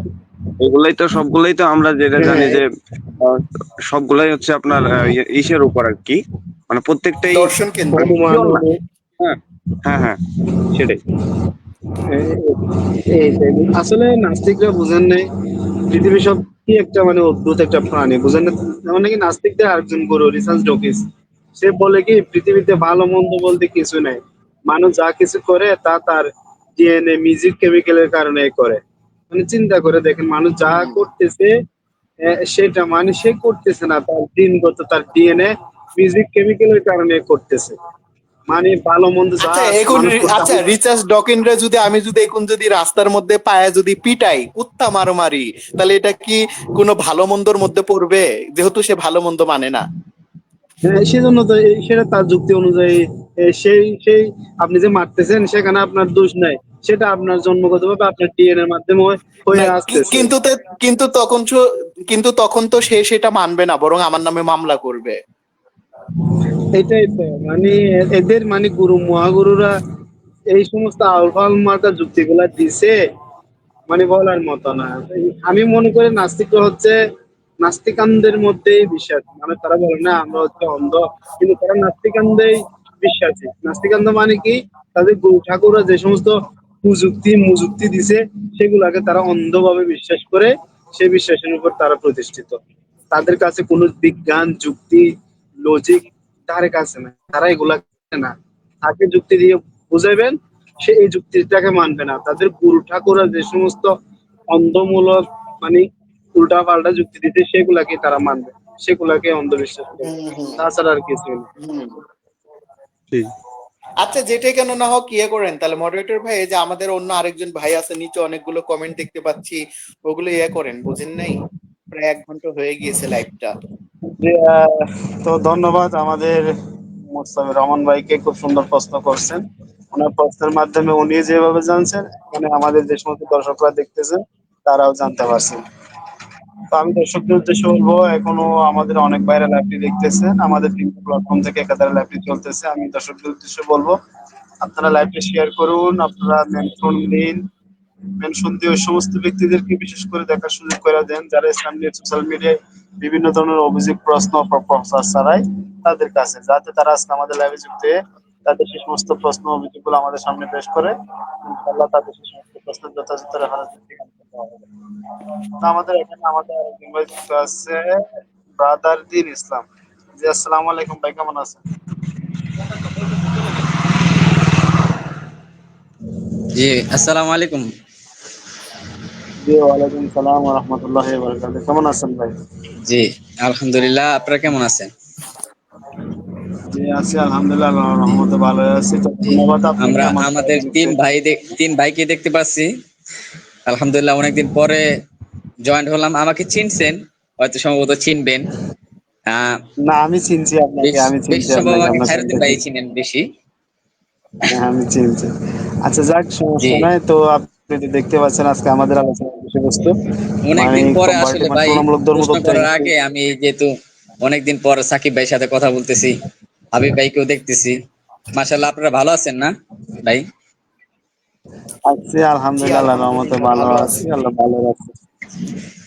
ভাই আসলে প্রশ্ন করার আগে আমি জাস্ট 1 থেকে 2 মিনিটের ভিতরে আমি একটা জিনিস ক্লিয়ার করি। সেটা হলো, আহ, অনেক বছর আগে, প্রায় 2 বছর আগে আপনাদের সাথে আলোচনা হইতো ওই পূর্বের আইটিতে। তো সম্ভবত একটা ব্যস্ততার কারণে, পড়াশোনার কারণে আমি অনলাইন জগৎ থেকে আমি একটু দূরে সরে, তাও ভাইকে বলছিলাম যে মাদ্রাসায় পড়ি, এই জন্য এখন আর সময় দিতে পারি না। তো হঠাৎ করে একদিনকা দেখলাম যে আমাদের পূর্বের আইডিটা, যেটা আপনাদের ছিল, অনেক ফলোয়ার ছিল, সেটা ওই এই মানে কি যারা কাটে নাই তারা, মানে হিন্দু সন্ত্রাসী যারা আছে, ঠিক আছে, তারা আমাদের আইডিয়া নষ্ট করে দিয়েছে। এই জন্য অনেকটাই কষ্ট পাইছি। তো পরবর্তীতে আল্লাহর কাছে বললাম যে আল্লাহ, এই কি পরীক্ষা আমাদের উপরে আসলো। তো শাহ আলিম ভাই, তারপর সাকিব ভাই, এদের প্রতি আমার চিন্তা ছিল অনেক, যে ভাইদের আবার কোনো কিছু হইলো কিনা। ঠিক আছে ভাই, তো আমাদের পূর্বের আইডি কি আনার কোনো ব্যবস্থা হয় নাই, এরকম কোনো কিছু, বা আপনারা কেমন প্রস্তুতি নিচ্ছেন, বা এই বিষয়ে কি আসলে কোনো বিষয়টা মাসওয়ারা হচ্ছে হয়েছে কি, কিনা? আমাদের তো অনেক আইডি গেছে। আমাদের সাকিব ভাইয়ের 5-6টা আইডি গেছে, আমার আইডি গেছে 5-6টা। তারপর আমাদের একটা 37,000 ফলোয়ারের পেজ আমরা হারাই ফেলছি, জি ওরা জি ভাই, রিমুভ মারছে। ওই ওই ওই দ্যাটস ওয়ার্ড অফ ট্রুথ, 37,000-এর ফলোয়ার যেটা, সেটা কি ফিরিয়ে আনা বা এই বিষয়ে কি কোনো কাজ চলতেছে কিনা? না, বাদ দিয়ে দিছি ভাই, বুঝেন নাই। আমরা আমরা এখানে 37,000, 5,000, 1,000, 150টা ফলোয়ারের জন্য আমরা এই কাজগুলা করতেছি না। আমরা এগুলো কাজ করতেছি দিনের স্বার্থে। এখানে জি আমাদের জি ফলোয়ার কোনো ম্যাটার করে না, আমাদের 10-12টা আইডি যাচ্ছে, এটাও কোনো ম্যাটার করে না। ওরা আমাদের একটা জি আইডি নষ্ট করবে, একটা আইডি খাবে, ফেস খাবে, আমরা আরেকটা করবো, বুঝেন নাই? তো জি, ওদের কাজই আশা তো করি। এটা। ওদের কাজ তো হুম। মনে করেন আপনার সারা জীবন মানুষের পিছে লাগানো। ভালো জীবনে কোনো উদ্দেশ্য ভালো নাই, জীবনে কোনো সফলতা নাই, আগামী ভবিষ্যতে কোনো উদ্দেশ্য নাই। এদের উদ্দেশ্য দুনিয়াতে ফাসাদ, বিশৃঙ্খলা করা। জি জি, তো তো দিন ভাই, ইসলাম ভাই, আপনাকে ধন্যবাদ। জি তো ভাই, ভাই, আমি আপনি প্রশ্ন করুন তাহলে। আমি প্রশ্ন করব। আমি প্রশ্ন করি সাকিব ভাইয়ের কাছে, এম, যেহেতু চলে গেছে এই হিন্দুদের একটা যেই দুর্গা পূজা, ঠিক আছে? তো আমি একটা জিনিস দেখলাম যে দুর্গা পূজা যেই এর আগে সাকিব ভাইয়ের একটা ভাষণ থেকে বা একটা পোস্ট থেকে যতটুকু জানতে পারলাম যে সে বলছে দুর্গা পূজার সাথে বেদের কোনো সম্পর্ক নাই, এবং দুর্গা যে বিষয়গুলা নিয়ে তিনি পোস্ট করছেন, আমি এটা তার মুখ থেকে এইভাবে শুনতে চাই যে তিনি আমাদের সামনে এবং ওই হিন্দুদের সামনে ক্লিয়ার করুক যে প্রচলিত যেই দুর্গা পূজাগুলা যেইভাবে যে 10 দিন ব্যাপী বা 2 দিন ব্যাপী যে দুর্গা পূজাগুলা হয়, সেই পূজাটা হিন্দু ধর্মের মূল ধর্মগ্রন্থ সমূহ আলোকে এটা কি আহ, সত্যতা ওয়ালা, মানে আমি বিষয়টা যেভাবে বলতে চাই, ভাই মনে হয়তো সাকিব ভাই বুঝতে পারছেন আমি কি প্রশ্ন করতে চাইতেছি, যে বেদের সাথে কি এর কোনো সম্পর্ক আছে কি? হ্যাঁ, আমি আপনার প্রশ্নটা যথেষ্ট ভালোভাবেই বুঝতে পারছি যে আপনি কি বলতে চাচ্ছেন। তো আমি তাহলে জবাব দেই। প্রথম কথা হচ্ছে, দেবী যে দুর্গা আদি শক্তি, তার কথা হচ্ছে বেদ আদি শাস্ত্রে আমরা পেয়ে থাকি। এইখানে আমি হচ্ছে দুইটা, আপনার প্রশ্নটাকে দুই ভাগে বিভক্ত করি যেন মানুষ হচ্ছে বিভ্রান্ত না হতে পারে, জবাবটাও যেন তাদের বোধগম্য হয়। প্রথমত হচ্ছে বেদাদি শাস্ত্রে দুর্গার কথা আছে কিনা, এটা হচ্ছে প্রথম। দ্বিতীয় কথা, বর্তমানে যে একটা প্রচলিত যে দেখতে পাই, হ্যাঁ, যে পঞ্চমী, তারপরে ষষ্ঠমী, সপ্তমী, অষ্টমী, নবমী, দশমী, মানে একটা যে যে মূর্তি পূজা যে একটা সিস্টেম দেখতে পাই, যে এই সিস্টেমটাও বেদাদি শাস্ত্র দ্বারা প্রমাণিত কিনা। তো এখন প্রথমটাতে আমরা আসি, যে দুর্গা পূজা, দেবী দুর্গা বা আদি শক্তির নাম কি বেদাদি শাস্ত্রে আছে? জবাব হচ্ছে হ্যাঁ, আছে। এটা আপনারা বেদেই পাবেন সরাসরি। মানে বেদ তো একটা দুই ভাগে বিভক্ত, মন্ত্র ব্রাহ্মণ ও বেদ নাম থেয়ম, যে মন্ত্র এবং ব্রাহ্মণের নামই হচ্ছে বেদ। তো মন্ত্র ভাগে দুর্গা শব্দ আছে, কিন্তু এটা অন্য শব্দ হিসাবে এসেছে, কোনো দেবী হিসাবে আসেনি। কিন্তু ব্রাহ্মণ ভাগের মানে আরণ্যকে আমরা পেয়ে থাকি, যেরকম হচ্ছে তৈত্তরীয় আরণ্যক, দশম হচ্ছে প্রপাটক, অনুবাক হচ্ছে এক, মেবি 28 নম্বর শ্লোকেই বা 28 নম্বর মন্ত্রেই পেয়ে যাবেন, যে এখানে বলতেছে যে কাত্যায়না বিদ্যামহী কন্যাকুমারী ধীমহি তন্ন দুর্গা প্রাচোদয়াৎ। হ্যাঁ, এখানে হচ্ছে দেবী দুর্গা বা আদি শক্তির হচ্ছে স্তুতি করা হচ্ছে। এটা হচ্ছে বেদের দলিল, অর্থাৎ দুর্গাকে একটা দেবী হিসাবে স্তুতি করা হয়েছে। এমনকি দেবী দুর্গার কথা যে বা দেবী দুর্গার নাম যে বেদে আছে, এটা আবার স্বীকার করছে হচ্ছে এই বৃহৎ দেবতার রচয়িতা, মানে এই মহর্ষি সনক। এই সনকও তার হচ্ছে বৃহৎ দেবতার মধ্যে স্বীকার করেছে দেবী দুর্গার নাম বেদে আছে। তো আমরা পেয়ে গেলাম, এমনকি মহাভারতও আছে। মহাভারতে অর্জুন হচ্ছে দেবী দুর্গার স্তুতি করছে, কৃষ্ণ দেবী দুর্গার স্তুতি করছে, এগুলো আমরা মহাভারতেই পেয়ে থাকি, ইতিহাস গ্রন্থ থেকে। তার মানে আমরা এখানে দেবী দুর্গা যে একটা যে সত্তা বা একটা যে ব্যক্তির মতন, এটা আমরা পাচ্ছি বেদ থেকেও পাচ্ছি, ইতিহাস থেকেও পাচ্ছি, ঋষি প্রণীত গ্রন্থ থেকেও পাচ্ছি। এটা হচ্ছে স্বীকার করতেই হবে। কিন্তু বর্তমানে যে দেবী দুর্গার মূর্তি বানিয়ে পূজা করতে হয়, বর্তমানে যে দেবী দুর্গার নামে এই ষষ্ঠমী, সপ্তমী, অষ্টমী, নবমী, দশমী পালন করতে হয়, আমি এটা পরিষ্কার ভাবে বলে দেই যে এটার সাথে বেদের কোনো সম্পর্ক নাই। বেদ আদি শাস্ত্রের সাথে কোনো সম্পর্ক নাই, বরং এগুলো বিভিন্ন পুরাণ, তারপর হচ্ছে এই তন্ত্র শাস্ত্র, এগুলোর মধ্যে আছে, চণ্ডী এগুলোর মধ্যে আছে। কিন্তু বেদ, তারপরে ইতিহাস গ্রন্থ যে তাদের মহাভারত, এটার মধ্যেও এই পূজার কোনো বাস্তবতা নাই। আশা করি ভাই বুঝছেন।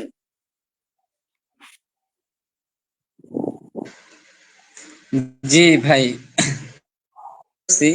ওই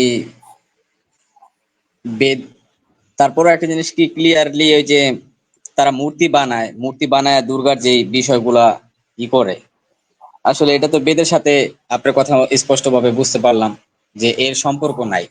তো এই জিনিসটা তারা কোথা থেকে, ওই পুরানা থেকে কি তারা এই অনুষ্ঠানগুলো করে থাকে? হ্যাঁ, ও যে, হ্যাঁ বলে দিলাম, ও যে পুরাণ থেকে, আহ চণ্ডী থেকে, চণ্ডী পুরাণ, তারপর হচ্ছে দেবী পুরাণ, মানে এক কথায় হচ্ছে কি পুরাণ এবং তন্ত্র শাস্ত্র থেকে হচ্ছে এটা আমদানি করা হয়েছে। কিন্তু এটার সাথে ইতিহাস, মহাভারত, ওদের যে মহাভারত যে একটা ইতিহাস গ্রন্থ বিশাল, এটার সাথে আর হচ্ছে বেদ, এটার সাথে কোনো সম্পর্ক নাই। আশা করি বুঝছেন, মানে দেবী দুর্গার নাম আছে, মহাভারতেও আছে, মানে ইতিহাস গ্রন্থেও আছে, আবার বেদেও আছে। কিন্তু দেবী দুর্গার যে এই মূর্তি বানিয়ে যে একটা যে পূজা করে এই কয়েকদিন ধরে, এটার কোনো বিধান বেদ এবং হচ্ছে ইতিহাস গ্রন্থে নাই।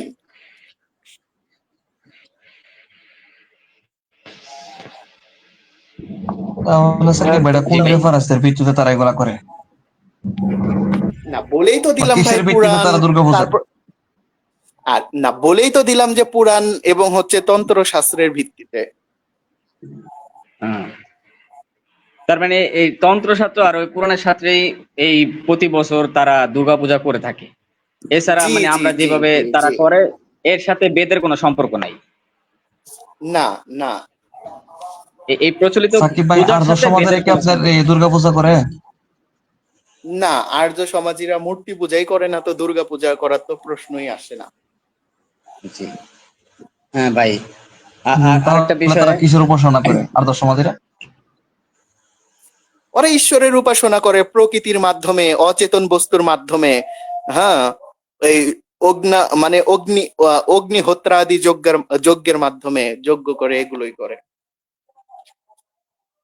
ওরা প্রকৃতির উপাসনা করেন, বুঝছেন, চাঁদ সূর্য এগুলোর উপাসনা করে, অচেতন বস্তুর, প্রকৃতির, পাথর, তারপরে হাতুড়ি, কুড়াল, হ্যাঁ, তারপরে হচ্ছে কুদাল, এগুলোর উপাসনা করে, কিন্তু ওই মূর্তি বানিয়ে পূজা করে না।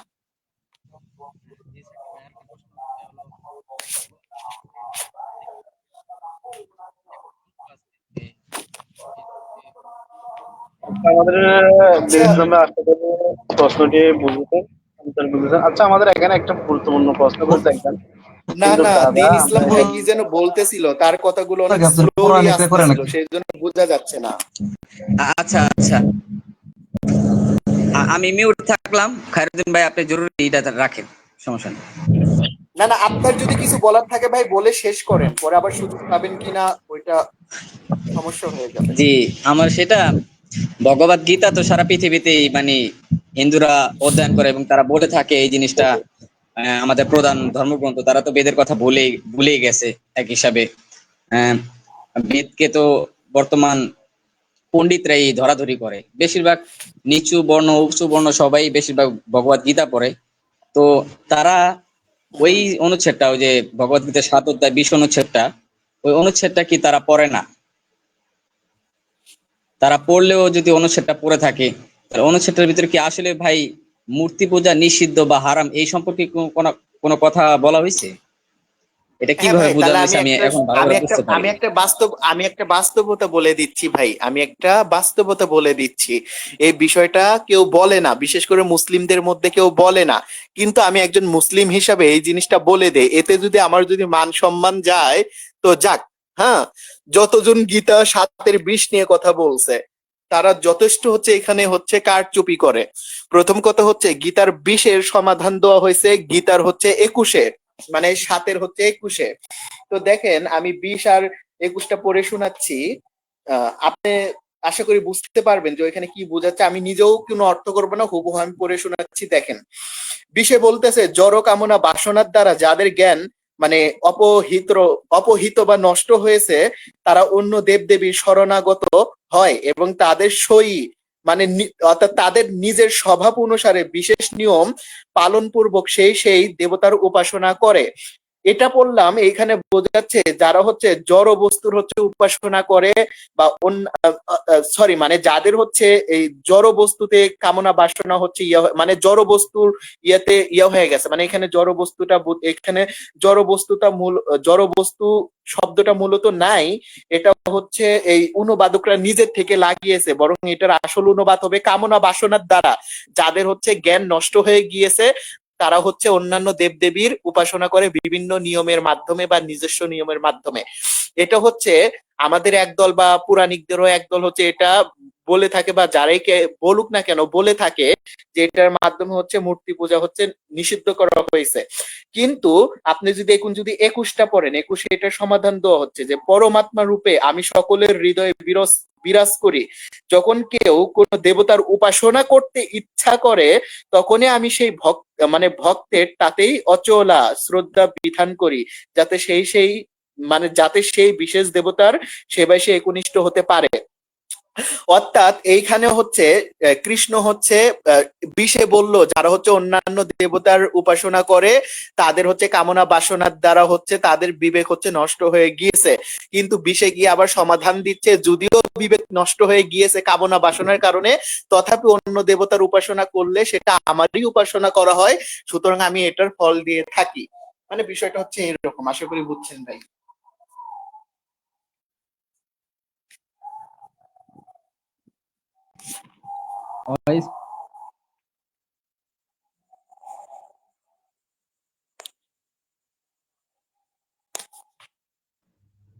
জি দিন ইসলাম ভাই, আপনি কি বুঝছেন বিষয়টা?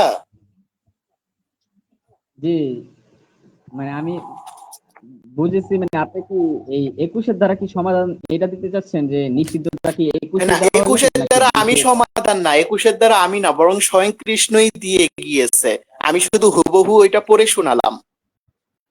মানে সে কি মানে নিষিদ্ধ করার করছে নাকি? কথাটা কিন্তু না, স্পষ্ট কৃষ্ণ আসছে না এখানে। প্রথমে বলছে যাদের কামনা বাসনা দ্বারা, যাদের কামনা বাসনা দ্বারা, কামনা বাসনা বলতে কি বোঝায় এটা তো বুঝেন, যাদের কামনা বাসনার দ্বারা নিজেদের বুদ্ধি হয়েছে, মানে হরণ হয়ে গেছে বা হচ্ছে বিলুপ্ত হয়ে গেছে, তারা হচ্ছে অন্যান্য দেবতার উপাসনা করে। কিন্তু 21-এ কৃষ্ণ বলতেছে যদিও তারা অন্য দেবতার উপাসনা করে তথাপি সেটা আমারই উপাসনা হয়, আর সেই অনুযায়ী আমি তাদের ফল দিয়ে থাকি। খ্রিস্ট তো দুই রকম কথা বলতেছে। মানে দুই অনুচ্ছেদ মানে এখানে নিষিদ্ধ করা হয়নি, না কিন্তু এটা সারা পৃথিবীর বিভিন্ন স্কলাররাই কিন্তু আপনার এই জায়গায় করে, মানে তারা হারাম বা নিষিদ্ধ করে থাকে। না, আপনি যদি দেখেন, আপনি যদি হচ্ছে আদি ভাষ্যকারের গীতা 7-এর, আপনি গীতা 7-এর হচ্ছে বললেন না, 7-এর হচ্ছে 20, এটার যদি আদি ভাষ্যকারের যদি ভাষ্য দেখেন, এখানে আদি ভাষ্যকার শ্রীধর স্বামী বলছে যারা হচ্ছে মানে অন্যান্য রাক্ষস, পৈশাচ, তারপর হচ্ছে দানবাদীর হচ্ছে উপাসনা করে তারা হচ্ছে পথভ্রষ্ট, কিন্তু 20-21 গিয়ে বলতেছে যারা দানব রাক্ষস ব্যতীত অন্যান্য দেবতার উপাসনা করে তারা তো আমারই উপাসনা করে। মানে 20-এ হচ্ছে দানব রাক্ষসদের কথা বলা হয়েছে, আর হচ্ছে 21-এ হচ্ছে দেবতাদের কথা বলা হয়েছে, এটা হচ্ছে আদি ভাষ্যকারের সিদ্ধান্ত। খ্রিস্টানদের যে ভাই তাহলে এক এক সময় এক এক কথা বলতেছে। এরকম কি হয় না যে আপনার এক এক স্কলার যে এক একটা মন্তব্য নিচ্ছে, যেরকম আপনি মানে অরিজিনাল ভাবে বলে দিলেন দুইটা অনুচ্ছেদ অনুযায়ী, কিন্তু এখানে যে কারচুপিটা করে, কারচুপির ভিতরে কি কোনো এই সার্থকতা আছে কি, বা এই হ্যাঁ, কারচুপিটা অবশ্যই স্বার্থ আছে ভাই, স্বার্থ ব্যতীত তো কেউ কিছু করে না, বুঝেন না? আমার কথা হচ্ছে ভাই শুনেন, আমার কথা হচ্ছে যে খায়রুদ্দিন ভাই কিন্তু আপনাকে প্রথমেই বলছে আমরা দিনের জন্য কাজ করি, আমাদের কোনো এখানে স্বার্থ নাই। হ্যাঁ, আমরা যেটা সত্য সেটাই বলবো, যেটা মিথ্যা সেটাই বলবো, আমরা এখানে কোনো কারচুপি করি না, হোক সেটা আমার পক্ষে যাক বা বিপক্ষে যাক, এতে আমার কিছু আসে যায় না। জি জি, আমি জানি সাকিব ভাই যে আপনি পূর্বে থেকে এরকমই, যে আপনি কারচুপির ভিতরে নাই, কারণ আপনার থেকে আমি অনেক বিষয়গুলা ক্লিয়ার হয়েছিলাম। যেমন একটা বিষয় আর একটা ক্লিয়ার হয়েছিলাম, এটা হলো যে মোহাম্মদ সাল্লাল্লাহু আলাইহি সাল্লামের যে ভবিষ্যৎবাণী গুলো আপনি না এর না আগে না, আমাকে আচ্ছা আচ্ছা, বলছিলেন বা এই বিষয়টা শিখাইছিলেন। তুইলেন না, এই বিষয়টা তুইলেন না ভাই, তুইলেন না। আচ্ছা, মানে ঠিক যেটাতে আছে, ছিলাম ওইটা আচ্ছা নিয়ে ঠিক কথা আছে, বলেন, এটা মানে এটা ওইটাতে এটা যাই না। এটা গোপন থাক, এটা গোপন থাক। এটা আমাকে হ্যাঁ হ্যাঁ শিখাইছেন হ্যাঁ আপনি, ঠিক আছে, হয়তো মনে নাই স্টাডির কারণে, আপনি আমাকে শিখাইছেন, বুঝাইছেন, আমি খাতা কলমে লিখে হ্যাঁ রাখছি, হ্যাঁ হ্যাঁ। এই বিষয়গুলো আমার ধারণা আছে। তো আমার প্রশ্ন, তো আজকে হিন্দু ধর্ম সম্পর্কে অনেকগুলো প্রশ্ন ছিল, তো আমি চাই যে আশা করি কিছু বাইরের প্রশ্ন থাকুক, আমি আবার পরে আসি, কি বলে? হ্যাঁ হ্যাঁ, অবশ্যই আজকে যদি নাও আসতে পারেন তো আজকে হচ্ছে কি বার, আজকে হচ্ছে বুধবার না, তো আমরা শুক্রবারে আবার লাইভ আসবো, সেই দিন আপনি প্রথমেই যুক্ত হয়ে যাবেন, জি জি। হচ্ছে অনেক প্রশ্ন করতে পারবেন, কারণ আমরা প্রথমে সুযোগ দেই, প্রথমে যেই ব্যক্তি আসে এক দুইজন তাদেরকে আমরা সুযোগ দেই, তারপরে আমরা ওই কমেন্ট হাইলাইট করি। জি, আসলে আমি সেখানেওতে আসি, তো এই জন্য আমার জি। অনেকগুলা না ডাউট ভাই থাকে। শুনেন, তবে এতটুকু মনে রাখবেন, যেটা সত্য সেটাকে সত্যই বলবেন, যেটা মিথ্যা সেটাকে মিথ্যাই বলবেন। কখনো মানে নিজের স্বার্থের জন্য সত্যের সাথে মিথ্যা হচ্ছে মিশ্রণ করবেন না, বুঝেন না? যদিও সেটা আপনার বিরুদ্ধে যায়, এটা আমি ক্ষতি দেখি না, বরং এটা আপনার নৈতিকতার বিজয় বলে আমি মনে করি। এখন মনে করেন এই গীতা হচ্ছে বিশের হচ্ছে বিশ, সাতের হচ্ছে বিশ। এটার আদি ভাষ্যকার শ্রীধর স্বামী বলছে এইখানে দেবতা বলতে বোঝাচ্ছে রাক্ষস, অর্থাৎ যে সকল মানুষদের বুদ্ধি নষ্ট হয়ে গেছে তারা হচ্ছে রাক্ষসদেরকে নিজেদের দেবতা বানিয়ে পূজা করে, পৈচাসদেরকে নিজেদের দেবতা বানিয়ে পূজা করে, দানবদেরকে নিজেদের দেবতা বানিয়ে পূজা করে, অসুরদেরকে নিজেদের দেবতা বানিয়ে পূজা করে। কিন্তু 21-এ গিয়ে ওইখানে দেবতাদের কথাই বলা হয়েছে।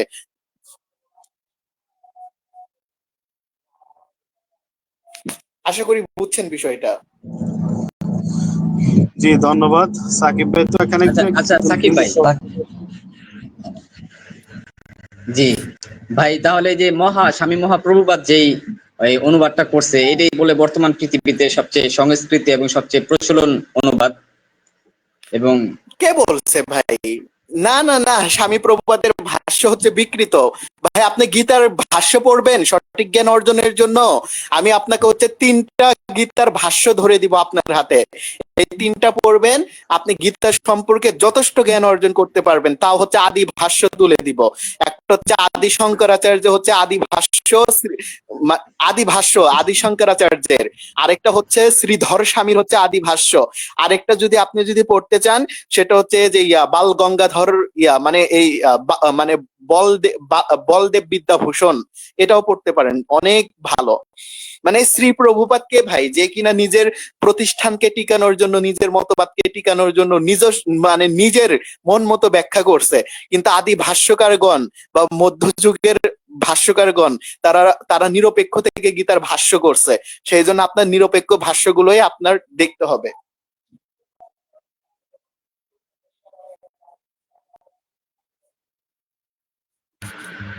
জি, মাশাআল্লাহ, অনেক সুন্দর জবাব পাইলাম। এবং আপনাদের সুস্থ কামনার জন্য আল্লাহর কাছে দোয়া করি। আল্লাহ আপনাদেরকে দীর্ঘ হায়াত ও সুস্থ এবং সকল বিপদ আপদ থেকে, বালা মুসিবত থেকে দূরে রাখুক এবং শয়তানি থেকে দূরে রাখুক। এই জন্য আল্লাহর কাছে দোয়া করি, আল্লাহ কবুল করুক, আমিন। জি আমিন, আপনার প্রতি আল্লাহ তাআলা করুণা করুক। জি জি ভাই, তাহলে আজকের মতন ইনশাআল্লাহ আমি বিদায় নেই। তো হ্যাঁ হ্যাঁ হ্যাঁ, বিদায় যেতে পারেন, কোনো সমস্যা নেই। তবে 2 বছর এতটুকু আগে বলবো নিয়মিত ভাই, আপনি ছিলাম, যদি আবার যুক্ত কিন্তু হতে আমি চান, মাস্টার কথা ডিগ্রি এখন বলতে চান, বর্তমানে তাহলে পড়াশোনা শুক্রবারে আমরা করি লাইভ চালু করবো লিগ্যাল 9টার ভাবে সময়।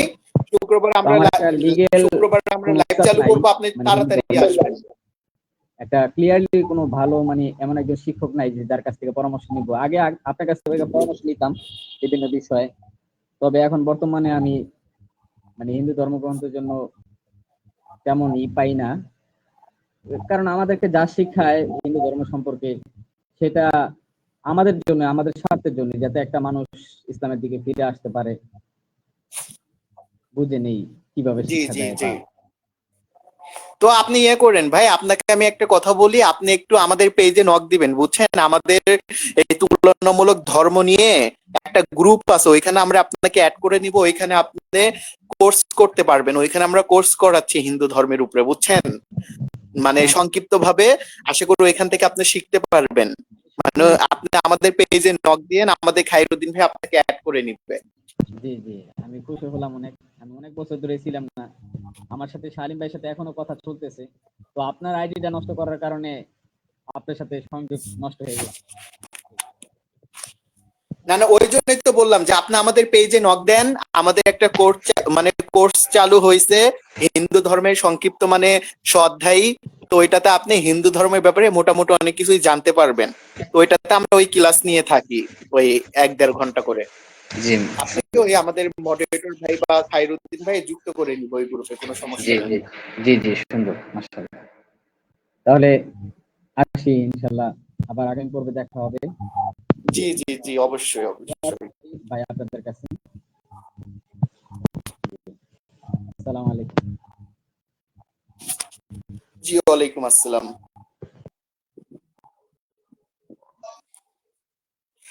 সাকিব আমাদের মডারেটর ভাই তো ভাই, হচ্ছে পড়ে গিয়েছে। আপনি যে দেবতাদের কথা বললেন, হ্যাঁ বলেন।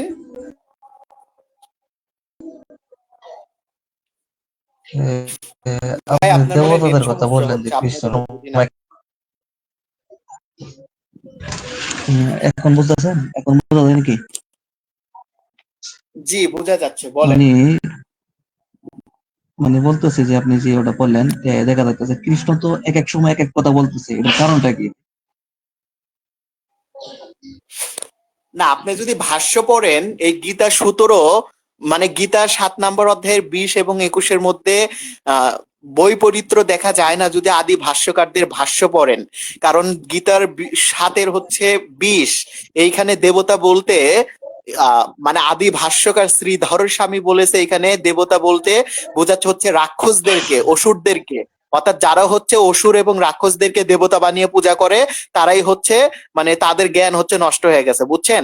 তো এই 20 নম্বর শ্লোকে আদি ভাষ্যকারের মত অনুযায়ী এখানে অসুরদের কথা বলা হয়েছে, কিন্তু ওই 7-এর হচ্ছে 21-এ গিয়ে ওইখানে দেবতাদের কথাই বলা হয়েছে।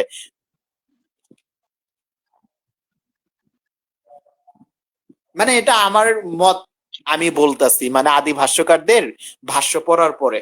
এখন আপনার দৃষ্টিতে ওইটা বৈপরীত্য হতেও পারে, আপনি ওইটা ওইরকম ভাবে উপস্থাপন করেন তাদের সামনে, বুঝেন নাই?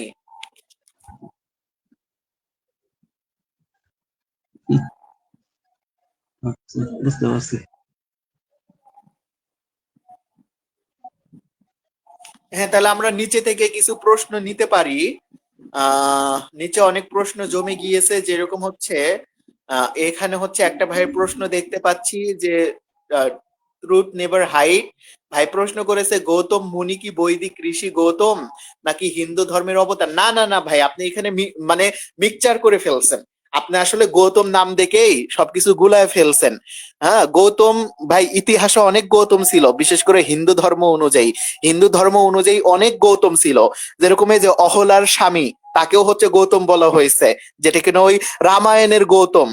আবার হচ্ছে এই উপনিষদের যুগেও হচ্ছে গৌতম ছিল। গৌতম যার পুত্রর নাম মেবি আমার মনে পড়তেছে না, তার পুত্রও ছিল, গৌতমের পুত্রও ছিল একজন, মানে উপনিষদের গৌতম। আবার হচ্ছে ন্যায় দর্শনেরও গৌতম আছে। মানে হিন্দু ধর্মে গৌতমই হচ্ছে অনেকগুলো, 3-4 জন ঋষির নামই হচ্ছে গৌতম, মানে কেউ এক না। আর আপনি যেই বৌদ্ধ ধর্মের যেই গৌতমের কথা বলতেছেন ওইটা তো সিদ্ধার্থ গৌতম, ওইটা হচ্ছে আলাদা। হিন্দু ধর্মে 3-4টা গৌতম আছে, একটা হচ্ছে অহলার স্বামী, একটা ন্যায় দর্শনের রচয়িতা, আর একটা হচ্ছে উপনিষদের মানে দার্শনিক হচ্ছে ঋষি। হুম। তো মানে গৌতম দেখলেই মিশায় ফেলবেন না, পুরাণ আদি শাস্ত্রতে মহাভারতে অনেকগুলো গৌতমের উল্লেখ আছে, কেউ কারো সাথে সম্পর্কিত না, সবে আলাদা আলাদা গৌতম। এটা হচ্ছে সবসময় মাথায় রাখবেন। সিদ্ধার্থ গৌতম হচ্ছে বৌদ্ধদের, তারপরে অহলার স্বামী গৌতম হচ্ছে এই এই রামায়ণের, আর হচ্ছে এই ন্যায় দর্শনের গৌতম হচ্ছে স্বরদর্শনের একজন ঋষি মুনি, আর এই উপনিষদের গৌতম হচ্ছে এই মানে একজন হচ্ছে দার্শনিক ঋষি।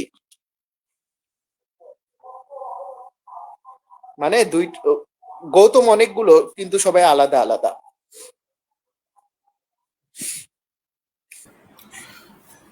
আর কিছু প্রশ্ন দেখতে হতেছে এর মধ্যে হ্যাঁ, এখানে বাইরে থেকে। এখানে মনে হয় আরেকটা প্রশ্ন দেখা যাচ্ছে।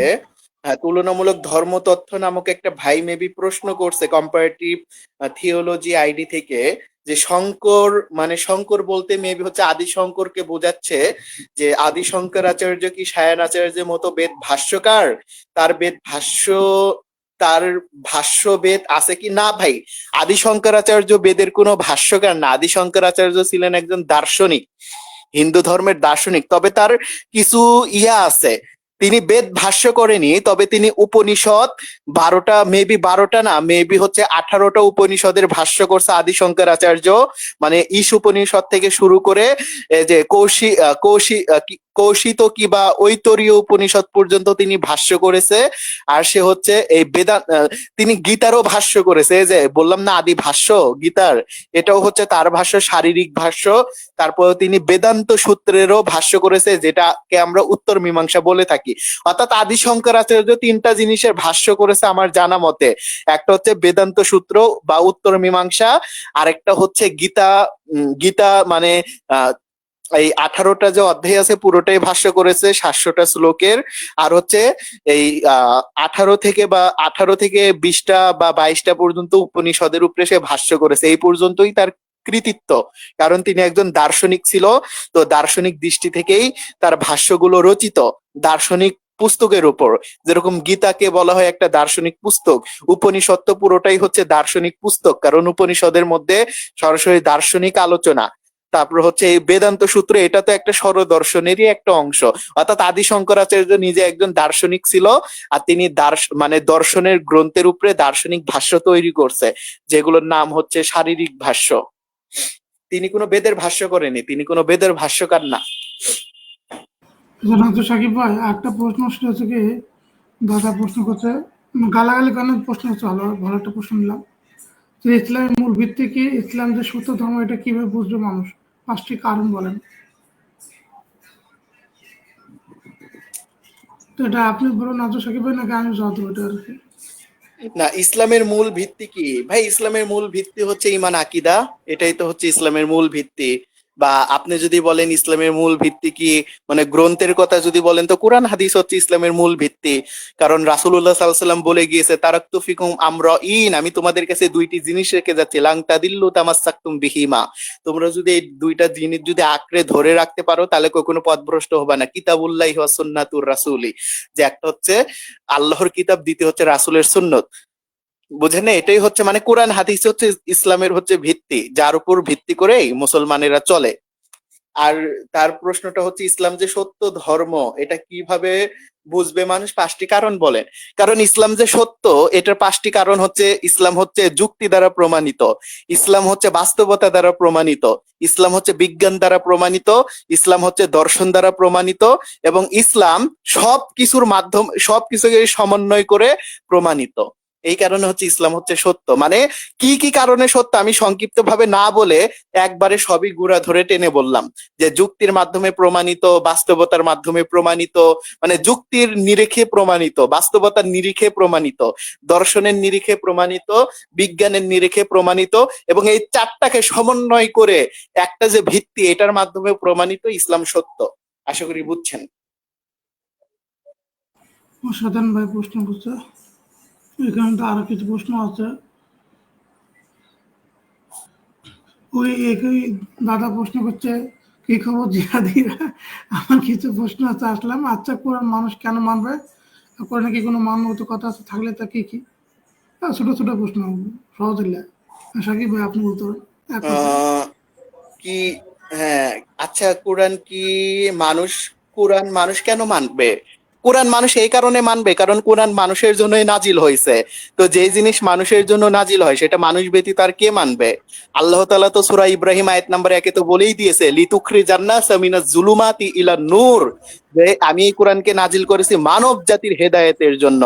আবার আল্লাহ তাআলা সূরা বাকারা আয়াত নাম্বার 185 না মেবি 86-তে বলছে যে শাহরুর রমাদান আল্লাযী উনজিলা ফিহিল কুরআন হুদাল লিন-নাস, যে রমজান মাসই হচ্ছে সেই মাস যে মাসে আমি কোরআনকে নাজিল করেছি মানব জাতির হেদায়েতের জন্য। তো কোরআন যেহেতু মানব জাতির জন্য, তো মানব জাতি ছাড়া আর কে মানবে? বুঝেন নাই? এটাই হচ্ছে জবাব। আর বললেন যে আর কোরআনে কি এমন কোন মানবতার কথা আছে? থাকলে তা, ভাই কোরআন পুরোটাই তো মানবিক, সুতরাং কিভাবে আপনাকে, মানে কোরআন নিজেই তো একটা মানবিক গ্রন্থ, তো ওইটা থেকে আলাদা আর কি দেখাবো? যে নিজেই মানবতা, কোরআন নিজেই হচ্ছে মানবতা, তো মানবতাকে তো আর আলাদা করে দেখানোর কোনো না, মানে বিষয় না। সেটাই। তারপরে এখানে আরেকটা প্রশ্ন হচ্ছে, না, কোরআন যে মানবতা বা কোরআন যে মানবিক, তার পক্ষে একটা দলিল দেই। সূরা হচ্ছে এই ইয়াতে, সূরা হচ্ছে মেবি বনি ইসরাইল আয়াত নাম্বার মেবি ৭০ না ৭১, যে যে ওয়ালাকাদ কাররামনা বানি আদম, যে আমি মনুষ্য জাতিকে বা আদমের সন্তানদেরকে আমি সম্মানিত করেছি। ভাই কোরআন যে মানবিক, এটার জন্য আর কি লাগে? একটা কথাই তো প্রমাণিত, যে ওয়ালাকাদ কাররামনা বানি আদম, যে আমি আদম সন্তান বলতেই সম্মানিত করেছি, মনুষ্য বলতেই সম্মানিত, মানব জাতি হ্যাঁ, বলতেই সম্মানিত। ওই হাতে আবার একটু লিখছে যে আমি জলে স্থলে মানুষকে সম্মানিত করছি, আর কি বাকিটাই দিচ্ছে। হুম এটাই। আর একটা প্রশ্ন হচ্ছে এস্টেটিক আই, অ্যারোটিক আই, এটা বলতে হবে। হ্যাঁ, এ ভাইও হচ্ছে একসাথে অনেকগুলো প্রশ্ন করছে। ভাই আপনারা একসাথে অনেকগুলো প্রশ্ন করেন, জবাব দিতে সময় লাগে। উপরে ওই ভাইও অনেকগুলো প্রশ্ন করেছিল একসাথে অনেকগুলো, তো আমাদের এই ভাইও একসাথে অনেকগুলো প্রশ্ন করেছে যে বেদ কি ঈশ্বরের বাণী। আমি রেফারেন্স না, শুধু হচ্ছে জবাব দিয়ে যাচ্ছি, তবে রেফারেন্স যদি লাগে সে যেন ডিবেটে আসে, অর্থাৎ কোনো হিন্দুর যদি আমার কথার রেফারেন্স লাগে তাহলে সে যেন ডিবেটে আসে আমার কথার বিরুদ্ধে। বেদ কি ঈশ্বরের বাণী? প্রথম কথা হচ্ছে বেদ কখনো ঈশ্বরের বাণী না। বেদ হচ্ছে ঈশ্বরের বাণী না, এটা পানিনি, এটা বেদকে ঈশ্বরের বাণী বলতে পানিনি অস্বীকার করছে। বেদকে ঈশ্বরের বাণী যাস্কো মানেনি, অর্থাৎ এ ভাই যাস্কোকে নিয়ে কিন্তু প্রশ্ন করছে, সে যাস্কো নিজেও হচ্ছে বেদকে ঈশ্বরের বাণী মানেনি। তা মহামণি পানিনি তিনিও হচ্ছে তার অষ্টাধ্যায়ীর মধ্যে বেদ যে ঈশ্বরের বাণী এটাকে প্রত্যাখ্যান করছে। তারপরে পূর্ব মীমাংসা বেদকে হচ্ছে ঈশ্বরের বাণী মানেনি, মানে পূর্ব মীমাংসার যে আচার্যগণেরা বা সিদ্ধান্তকাররা, তারা বেদের ঈশ্বরত্ব হওয়াকে প্রত্যাখ্যান করছে। তারপরে কনাদ, দার্শনিক কনাদ, সেও হচ্ছে বেদকে ঈশ্বরের বাণী মানেনি, কারণ দার্শনিক কনাতের দৃষ্টিতে বেদ হচ্ছে বুদ্ধির দ্বারা রচিত, অর্থাৎ এখন যাই কেন না হোক বুদ্ধির দ্বারা হচ্ছে রচনা করছে, যেটা কিনা ইয়েও বলছে। এই দার্শনিক কনাত হচ্ছে তার বৈশেষিক দর্শনের মধ্যে বলছে। আবার হচ্ছে যে সাংখ্য দর্শনের কপিল, সেও হচ্ছে বেদের অস্তিত্ব মানে বেদকে ঈশ্বরের বাণী মানেনি। অর্থাৎ দেখেন কতগুলো পেলাম, দার্শনিক কপিল বেদকে ঈশ্বরের বাণী মানেনি, দার্শনিক কনাদ বেদকে ঈশ্বরের বাণী মানেনি, তারপর দার্শনিক জৈমিনীর পরম্পরার আচার্য বা সিদ্ধান্তকাররা বেদকে ঈশ্বরের বাণী মানেনি, পানিনি বেদকে ঈশ্বরের বাণী মানেনি, যাস্কো বেদকে ঈশ্বরের বাণী মানেনি। ভাই আর কি লাগে? যারা বেদকে বুঝেছে, যারা বেদকে ব্যাখ্যা করেছে, যারা বেদের বিষয়ে সিদ্ধান্ত দিয়েছে, তারাই বেদকে ঈশ্বরের বাণী মানেনি। আর কি জবাব দিব বলেন? তারপরে দ্বিতীয়টা বলতেছেন যে মানে আপনি প্রশ্ন করছেন বেদ ঈশ্বরের বাণী নাকি মানুষের বাণী। যেহেতু আমি যতগুলো আচার্য বা ঋষির নাম বললাম, তারা যেহেতু বেদকে ঈশ্বরের বাণী মানেনি, তো ঈশ্বরের বাণী মানেনি তার মানে তারা বিপরীতটাকে মেনেছে, অর্থাৎ মনুষ্য তৈরি বাণী মেনেছে। হ্যাঁ, তারপরে প্রশ্নটা করলেন কেন, সরালেন কেন, তুলেন, আরো আছে তো ওইটার মধ্যে আরেকটা প্রশ্ন আছে। না ওইটা না, ওই ভাইটাই যেটার জবাব দিলাম। ঠিক আছে, আরেকটা প্রশ্ন আছে যে পশ্চিমাদেরকে নিয়ে প্রশ্ন হচ্ছে সমকামী বিষয়ে বের করতে চাবে।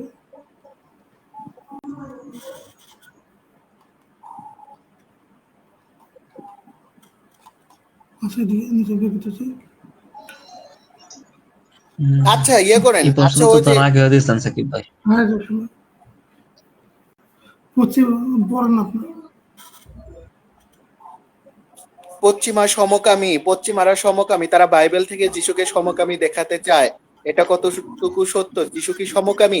ভাই যিশু আসলে সমকামী এটা বাইবেল দ্বারা প্রমাণ করাই যায়, কারণ যিশুর যে হচ্ছে এই পুরুষ শিষ্য ছিল, যিশু হচ্ছে তাদের সাথে মহিলাদের মতন হচ্ছে ব্যবহার করত। মানে একজন স্বামীকে একা পেয়ে স্ত্রী যেরকম ব্যবহার করে, মানে আমি ব্যাখ্যা করতে পারছি না বিষয়গুলো, বুঝে নেন যে একজন স্ত্রী একজন স্বামীকে একা পেয়ে যে রকম ব্যবহার করে, ওই যিশু হচ্ছে তার পুরুষ শিষ্যদের সাথে ওই রকম অ্যাটিটিউড করতো, মানে মহিলাদের মতন, স্ত্রীর মতন। দেখুন বুঝে নেন যে যিশু কেমন ছিল। আর বলা যাচ্ছে না ভাই, ব্যাখ্যা করা যাচ্ছে না, মান সম্মান থাকবে না, সেজন্য খালি মানে রূপক ভাবেই বলে গেলাম। কট্টর লুচ্চা আছে।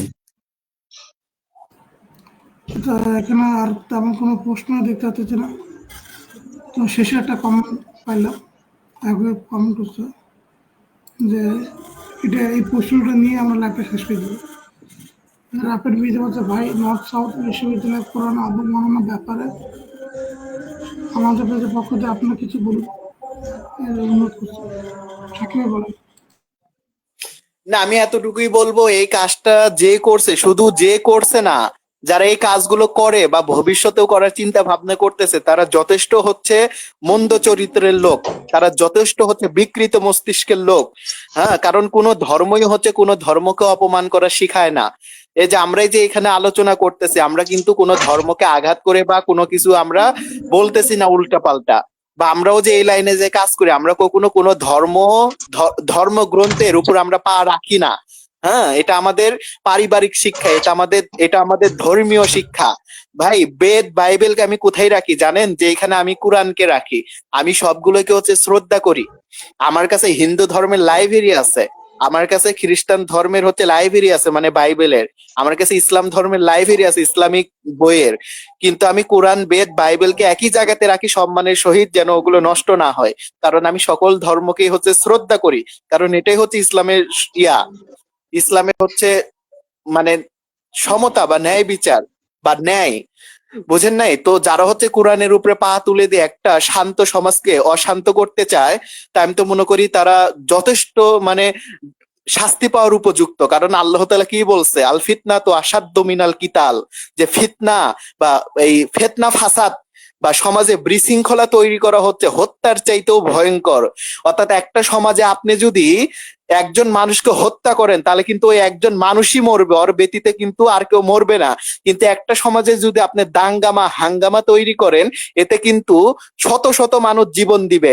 সেই জন্য আল্লাহ তাআলা বলছে আল ফিতনা তো আসাদ্দু মিনাল কিতাল, যে ফিতনা হচ্ছে এই সমাজে দাঙ্গা লাগানো, বিশৃঙ্খলা তৈরি করা, এগুলো হচ্ছে হত্যার চাইতেও ভয়ঙ্কর জিনিস। বুঝেন নাই? তা আমাদের ইসলামের শিক্ষাই হচ্ছে এইটা। আমরা কখনো কোনো ধর্মকে অপমান করি না, আমরা কখনো কোনো ধর্মকে ছোট করি না। যদি কেউ করে থাকে, আমরা তার প্রতিবাদ করি, আমরা তাকে শাস্তি দেওয়ার জন্য আহ্বান জানাই, আমরা প্রশাসনের দৃষ্টি আকর্ষণ করি যে তাকে যেন অতি বিলম্বে তাকে শাস্তি দেওয়া হয়, সর্বোচ্চ শাস্তি দেওয়া হয়। কিন্তু কিছু মানুষ বাংলাদেশে আছে, বিশেষ করে হচ্ছে বিভিন্ন ধর্মের বা হচ্ছে নাস্তিক শ্রেণী, তাদের যেন কেমন অ্যালার্জি সবসময় ইসলামকে গুতা দিয়ে সমাজকে হচ্ছে এই সমাজে হচ্ছে একটা বিশৃঙ্খলা তৈরি করা। তা আমি মনে করি যে তাদেরকে হচ্ছে শক্ত হস্তে দমন করতে হবে, এটাই হচ্ছে মূল নীতি। এই ব্যতীত আমি আর কোনো অপশন দেখি না। জি, এটাই আমার বলা ছিল। আমি আবার বলে দিচ্ছি সামারি আকারে, যে ইসলামের শিক্ষা হচ্ছে কোনো ধর্মকে ছোট না করা। সেজন্য আমরা কোনো ধর্মকে ছোট করি না, আমরা সকল ধর্মকে যথেষ্ট শ্রদ্ধা সম্মানের সাথে দেখি, এমনকি তাদের সাথে আমরা কথা বলি।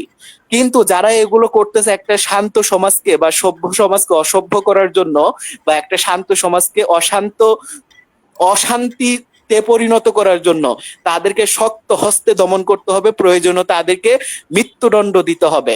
কারণ একটা একটা অপরাধী সমাজে না থাকলে এতে সমাজের কিছু আসে যায় না, বরং সমাজ আরো বিপদ মুক্ত হয়। বুঝেন নাই? জি, ধন্যবাদ। না তো সাকিব ভাই, তা আলফা পেন্টু মানে দয়ানন্দ মুরিদ বলছে যে আমি যুক্ত হতে চাই, আপনি কি বলেন? না, সে যুক্ত হবে ভালো কথা, কিন্তু যে সে যে মানে ডিবেট থেকে না, সে আসবে, সে কথা বলবে, ঠিক আছে, কিন্তু সে কবে ডিবেট করবে এই ডেট দিয়ে যেতে হবে আজকে। সে যদি আসে, তাহলে তাকে হচ্ছে সে কবে ডিবেট করবে, কোন মানে ইয়া নিয়ে, ব্রাহ্মণ কি বেদ এটা নিয়ে, নাকি এ যে দয়ানন্দ সরস্বতীর বেদ ভাষ্য বিকৃত এটা নিয়ে, নাকি বেদে পশু হত্যা নিষিদ্ধ নাকি সিদ্ধ এটা নিয়ে, এই যে কোনো একটা টপিকের মধ্যে হচ্ছে তাকে টপিক চুজ করে মানে ডিবেটের সময় বলে যেতে হবে। কারণ এই ব্যক্তি বারবার লাইভে আসে, ডিবেট করার কথা বলে দৌড় মারে, পরবর্তী তাকে খুঁজে পাওয়া যায় না। তো এরকম ব্যক্তিদের সাথে মানে ধূর্ত ব্যক্তি যারা ধূর্ত, এদের সাথে আমরা কথা বলি না। হ্যাঁ, যদি সে আমরা যে শর্ত দিয়েছি এই শর্ততে যদি সে আসে, কারণ সে যদি আমাদের লাইভে যুক্তও না হয়, এতে আমাদের কিছু আসেও যায় না। আর যদি আসে, তাহলে সে আসবে, কোনো একটা টপিক ঠিক করবে, ডিবেটের সময় দিয়ে যাবে, তাহলে আমরা তার সাথে কথা বলতে রাজি। কারণ বারবার তার ওই ধূর্ততার কথাবার্তা বা স্বভাব দেখতে আমাদের ইচ্ছা করে না। কারণ সে যদি আমাদের লাইভে কখনো যুক্তও না হয়, এতে আমাদের কিছুই আসে যায় না। হ্যাঁ, দয়ানন্দ মুরিদ এখানে আরো বলছে যে আমাকে কি কথা বলতে দিবে এই সাকিব বেটা। এটাই বলছে। না, কথা বলতে তো দিবই, বললামই তো। হ্যাঁ, যে সে লাইভে আসবে ভালো কথা, আসুক, কারণ লাইভটা তো সবার জন্য উন্মুক্ত। কিন্তু আসলে ও যে ডিবেটের সময় আগে বলতে হবে, ডিবেটের যে কোনো একটা টপিক তাকে নির্ধারণ করতে হবে। কারণ ভাই, সে অনেকবার হচ্ছে ডিবেটের সময় দিয়ে পালিয়েছে, বলছে এই কালকে এসে ডিবেট করব, এই 3 দিন পরে এসে ডিবেট করব, এই 5 দিন পরে এসে ডিবেট করব। কিন্তু ভাই, মাসের পর মাস, বছরের পর বছর কেটে যায়, কিন্তু তাকে খুঁজে পাওয়া যায় না। তো এগুলো হচ্ছে ধূর্তদের স্বভাব। তো ধূর্ত ব্যক্তিদের সাথে তো এমনিতেও কথা বলা উচিত না। আবার আবার বলতো আমার কি কথা বলতে দিবে? আচ্ছা, বাদ দেন। নূর ভাই বলেন।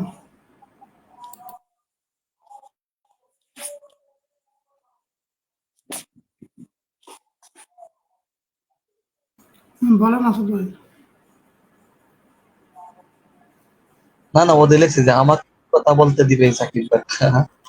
অথচ লাইভটা উন্মুক্ত করা হয়েছে যেমন থাকে আর কি। মানে ও যে বললো যে আমাকে কথা বলতে দিবে সাকিব ভাই, এটাও তো আমরা মানে দেখে লাইভ তো সবার জন্য আচ্ছা, উন্মুক্ত বাদ দেন, যেমন তাকে থাকে নিয়ে কথা আছে। বলা বাদ দেন। না, তাকে নিয়ে কথা বলা বাদ দেন, বুঝেন নাই? তার কথাবার্তা গুলোই ওই রকম। মানে মানুষকে হচ্ছে হেই করে কথা বলে, বুঝেন নাই? যে ব্যক্তি তার মাকে সম্মান দিতে পারে না, আশা করি নীল আকাশ দাদা ওরূপে অভিজিৎ রায়, আশা করি এই জিনিসগুলো আমাকে বলায়েন না, বুঝেন নাই? মানে যে ব্যক্তি নিজের মাকে সম্মান দিতে পারে না, সে যে অন্যদেরকে সম্মান দিবে, এটা তো বলা বাহুল্য, বুঝেন? সুতরাং বাদ দেন। আমি যে শর্ত দিয়েছি ওই শর্ত অনুযায়ী সে লাইভে আসুক, তার সাথে আমরা ঘন্টার পর ঘন্টা কথা বলবো, টপিক ঠিক করে, ডিবেটের সময় ঠিক করার পরে।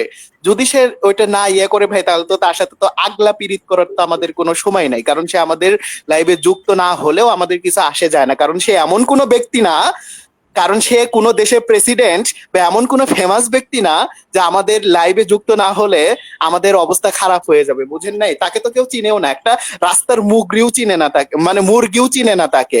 সে যে রাস্তা দিয়ে হেঁটে যায়, ওই রাস্তার আশেপাশে যে মুরগি থাকে, ওই মুরগিও তাকে চিনে না। তো এরকম ব্যক্তির সাথে কথা বললে কি, না বললে কি, বাদ দেন। আব্দুল সাকিব ভাই, তাহলে শেষ মুহূর্তে আপনি বলেন, লাইভটা শেষ করে দেবো আর কি। হ্যাঁ, সে লেখছে আচ্ছা মুসলিমরা জঙ্গি সন্ত্রাসী কেন? ভাই, মুসলিমরা জঙ্গি সন্ত্রাসী কোথায় পেলেন আপনি? হিন্দুরাই তো জঙ্গি সন্ত্রাসী, এই যে আরএসএস, আরএসএস তো একটা জঙ্গি সন্ত্রাসী। মুসলিমরা জঙ্গি সন্ত্রাসী কে বলছে আপনাকে? মানে কোন মুসলিমরা কোথায় জঙ্গি সন্ত্রাসী করছে? আমি তো এটাই বুঝলাম না। আপনি আইএস এর কথা বলতেছেন যে আইএস তো একটা সন্ত্রাসী সংগঠন, টেরোরিস্ট অফ অর্গানাইজেশন। ভাই, আইএস তো মুসলিমদেরই তৈরি না, আইএস হচ্ছে আমেরিকার তৈরি। আপনি ডোনাল্ড ট্রাম্পের বক্তব্য শুনেন নাই? ডোনাল্ড ট্রাম্প কি বলছে? যে Barack Obama and Hillary Clinton, হ্যাঁ, ফাউন্ডেশন অফ আইএসএস। মানে বারাক ওবামা এবং বিল ক্লিনটনের স্ত্রী হিলারি ক্লিনটন হচ্ছে আইএসএস এর হচ্ছে প্রতিষ্ঠাতা। তো ভাই, আমেরিকার একটা তৈরি জঙ্গি গোষ্ঠীকে আপনি মুসলমানদের নামে চালায় দিবেন? ভাই, এটা তো অন্তত লজ্জাজনক।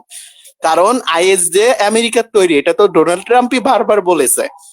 বারবার সে হচ্ছে বলেছে বক্তব্য দেওয়ার সময় যে Barack Obama and Hillary Clinton foundation of ISS. আর কি বলবো বলেন?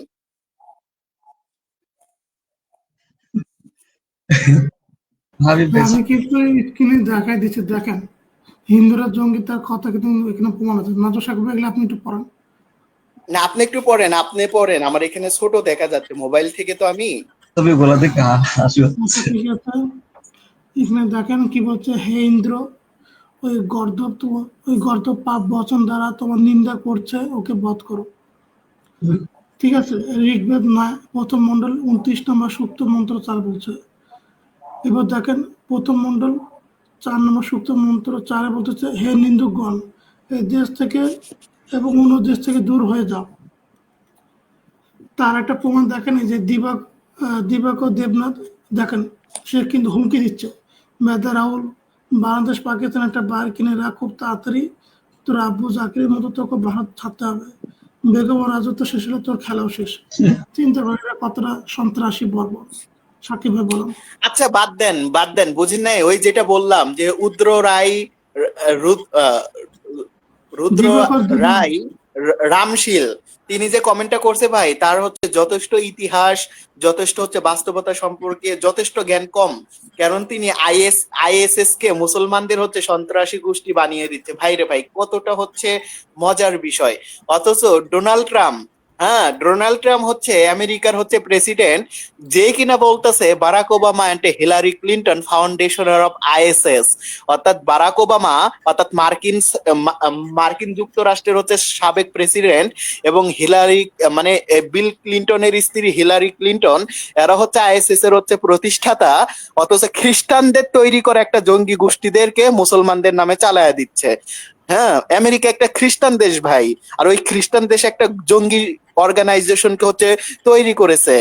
তো ওইটা মুসলমানদের নামে চালায়া দিচ্ছেন কেন? ওইটা তো খ্রিস্টান জঙ্গি গোষ্ঠী, ওইটা হচ্ছে খ্রিস্টান হচ্ছে টেরোরিস্ট অর্গানাইজেশন, বুঝেন নাই? তো বাস্তবতা নিয়ে কথা বলতে হবে, ইতিহাস নিয়ে কথা বলতে হবে। খালি মুখ আছে দেখেই যে বলবো, হাত আছে দেখেই যে লিখবো, বিষয়টা যেন তা না হয়। আরে সে আমার তো মতো ভাই, সে কোনোদিন এগুলো দেখেও না। না, ডোনাল্ড ট্রাম্প যে বারবার বলেছে তার বক্তব্যের মধ্যে যে Barack Obama and Hillary Clinton ফাউন্ডেশনার অফ আইএসএস। হ্যাঁ, মানে ডোনাল্ড ট্রাম্পের চাইতে এই হিন্দু ভাইয়েরা হচ্ছে বেশি বুঝা গেছে। সেজন্য তারা একটা খ্রিস্টান জঙ্গি গোষ্ঠীকে মুসলিমদের নামে চালায় দিচ্ছে। বুঝুন না কৃষ্ণ, এরা তো গোবর খায়, গোবর খেলে মাথা এরকম বুঝ। হুম। তো গোবর খা জাতির কাছে কি বুঝ আসবে? আচ্ছা সাকিব ভাই, যে যে হিন্দুরা গোবর মুত এগুলো কি সত্যি খায়? এগুলো কি সত্যি হ্যাঁ, খায়? সত্যি তো গরু মুত, খায়। গোবর হ্যাঁ, মুত ওদের এগুলো কি বেদেও তারা কি আছে সত্যি পুরাণ। খায়? শুনেন, হিন্দুদের বেদ পুরাণ, ভাই এমনকি মনুসংহিতা তো হচ্ছে গোবর খাওয়ার কথা আছে। আপনার ওই আর্য সমাজের পণ্ডিত পণ্ডিত ক্ষেমাকরণ দাস ত্রিবেদী, তার অথর্ববেদ ভাষ্য পড়েন। ওইখানে হচ্ছে পণ্ডিত ক্ষেমাকরণ দাস ত্রিবেদী হচ্ছে গরুর গোবর আর মুত খাওয়ার কথা বলছে। অর্থাৎ বেদেও গরুর গোবর খাওয়ার কথা আছে, তারপরে মনুসংহিতাতেও গরুর গোবর খাওয়ার কথা আছে, পুরাণেও গরুর গোবর খাওয়ার কথা আছে, পঞ্চগব্য।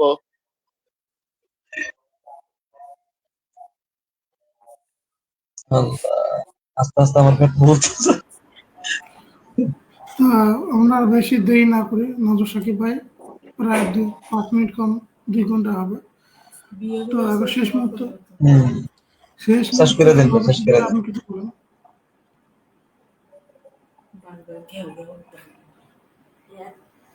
হ্যাঁ সাকিব ভাই বলেন আপনি। না, এতটুকুই বলবো যে সকল ভাইরা শুরু থেকে আমাদের লাইভটা দেখলেন বা পরবর্তীতেও দেখবেন, সবাইকে আমাদের পক্ষ থেকে অসংখ্য ধন্যবাদ, শুভেচ্ছা, অভিনন্দন। এমনকি যেই সকল ভাইরা যুক্ত হয়েছিলেন সেই সকল ভাইদেরকেও অনেক অনেক ধন্যবাদ। কারণ অনেকের সাথে কথা হয় না, কিন্তু আজকে সরাসরি কথা বলতে পেয়ে অনেক আনন্দ লাগতেছে আমাদের। সুতরাং আপনারা সব সময় চেষ্টা করবেন, আমি আবার বলতেছি, আই রিপিট, যে আপনারা সব সময় চেষ্টা করবেন যে সশরীরে লাইভে যুক্ত হওয়ার জন্য, যেন আমরা আপনাদের সাথে মানে সশরীরে কথা বলতে পারি। এটা সবচাইতে ভালো হয়, মানে আপনাদেরকে বুঝিয়ে দিতে বা আমরাও জিনিসটা বুঝতে অনেক ভালো হয়। তো আমি সেজন্য আপনাদেরকে ধন্যবাদ জানাই, বিশেষ করে যারা হচ্ছে সরাসরি লাইভে যুক্ত হয়েছিল তাদেরকে আমি বিশেষ করে ধন্যবাদ জানাই। কারণ তারা তাদের শত ব্যস্ততা বা শত সময় স্বল্পতার মধ্যেও হচ্ছে যে আমাদের লাইভে যুক্ত হয়েছিল, এটাই হচ্ছে ফেয়ার এনাফ। জি, ধন্যবাদ। ধন্যবাদ। আসাদ নূর ভাই আপনি বলেন, যে আপনার শেষ মুহূর্তে ভালো থাকে। জি জি, আসসালামু আলাইকুম। ভালো, হ্যাঁ আলোচনা শুনছি, আলহামদুলিল্লাহ অনেক ভালো লাগছে। আর আমি দর্শকদের উদ্দেশ্যে বলতে চাই যে এই আমাদের লাইভটা যারা দেখছে তাদেরকে বেশি শেয়ার করে দেয়, এবং অন্য সময় যখন আলোচনা হবে তখন তারা যেন আমাদের এখানে যুক্ত হয় এবং প্রশ্ন করে।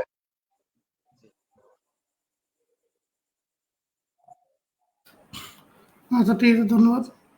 দর্শককে বলবো যে আজকে লাইভটা আপনারা শেয়ার দিবেন, এবং সামনের লাইভগুলো যেগুলো আসবে সেগুলোর জন্য আপনাদের মানে আকাঙ্ক্ষাজনিত প্রশ্নগুলো আপনারা নোট করে রাখবেন, ইনশাল্লাহ কমেন্টে জানাবেন বা লাইভে উঠলে জানাবেন। ধন্যবাদ সবাইকে।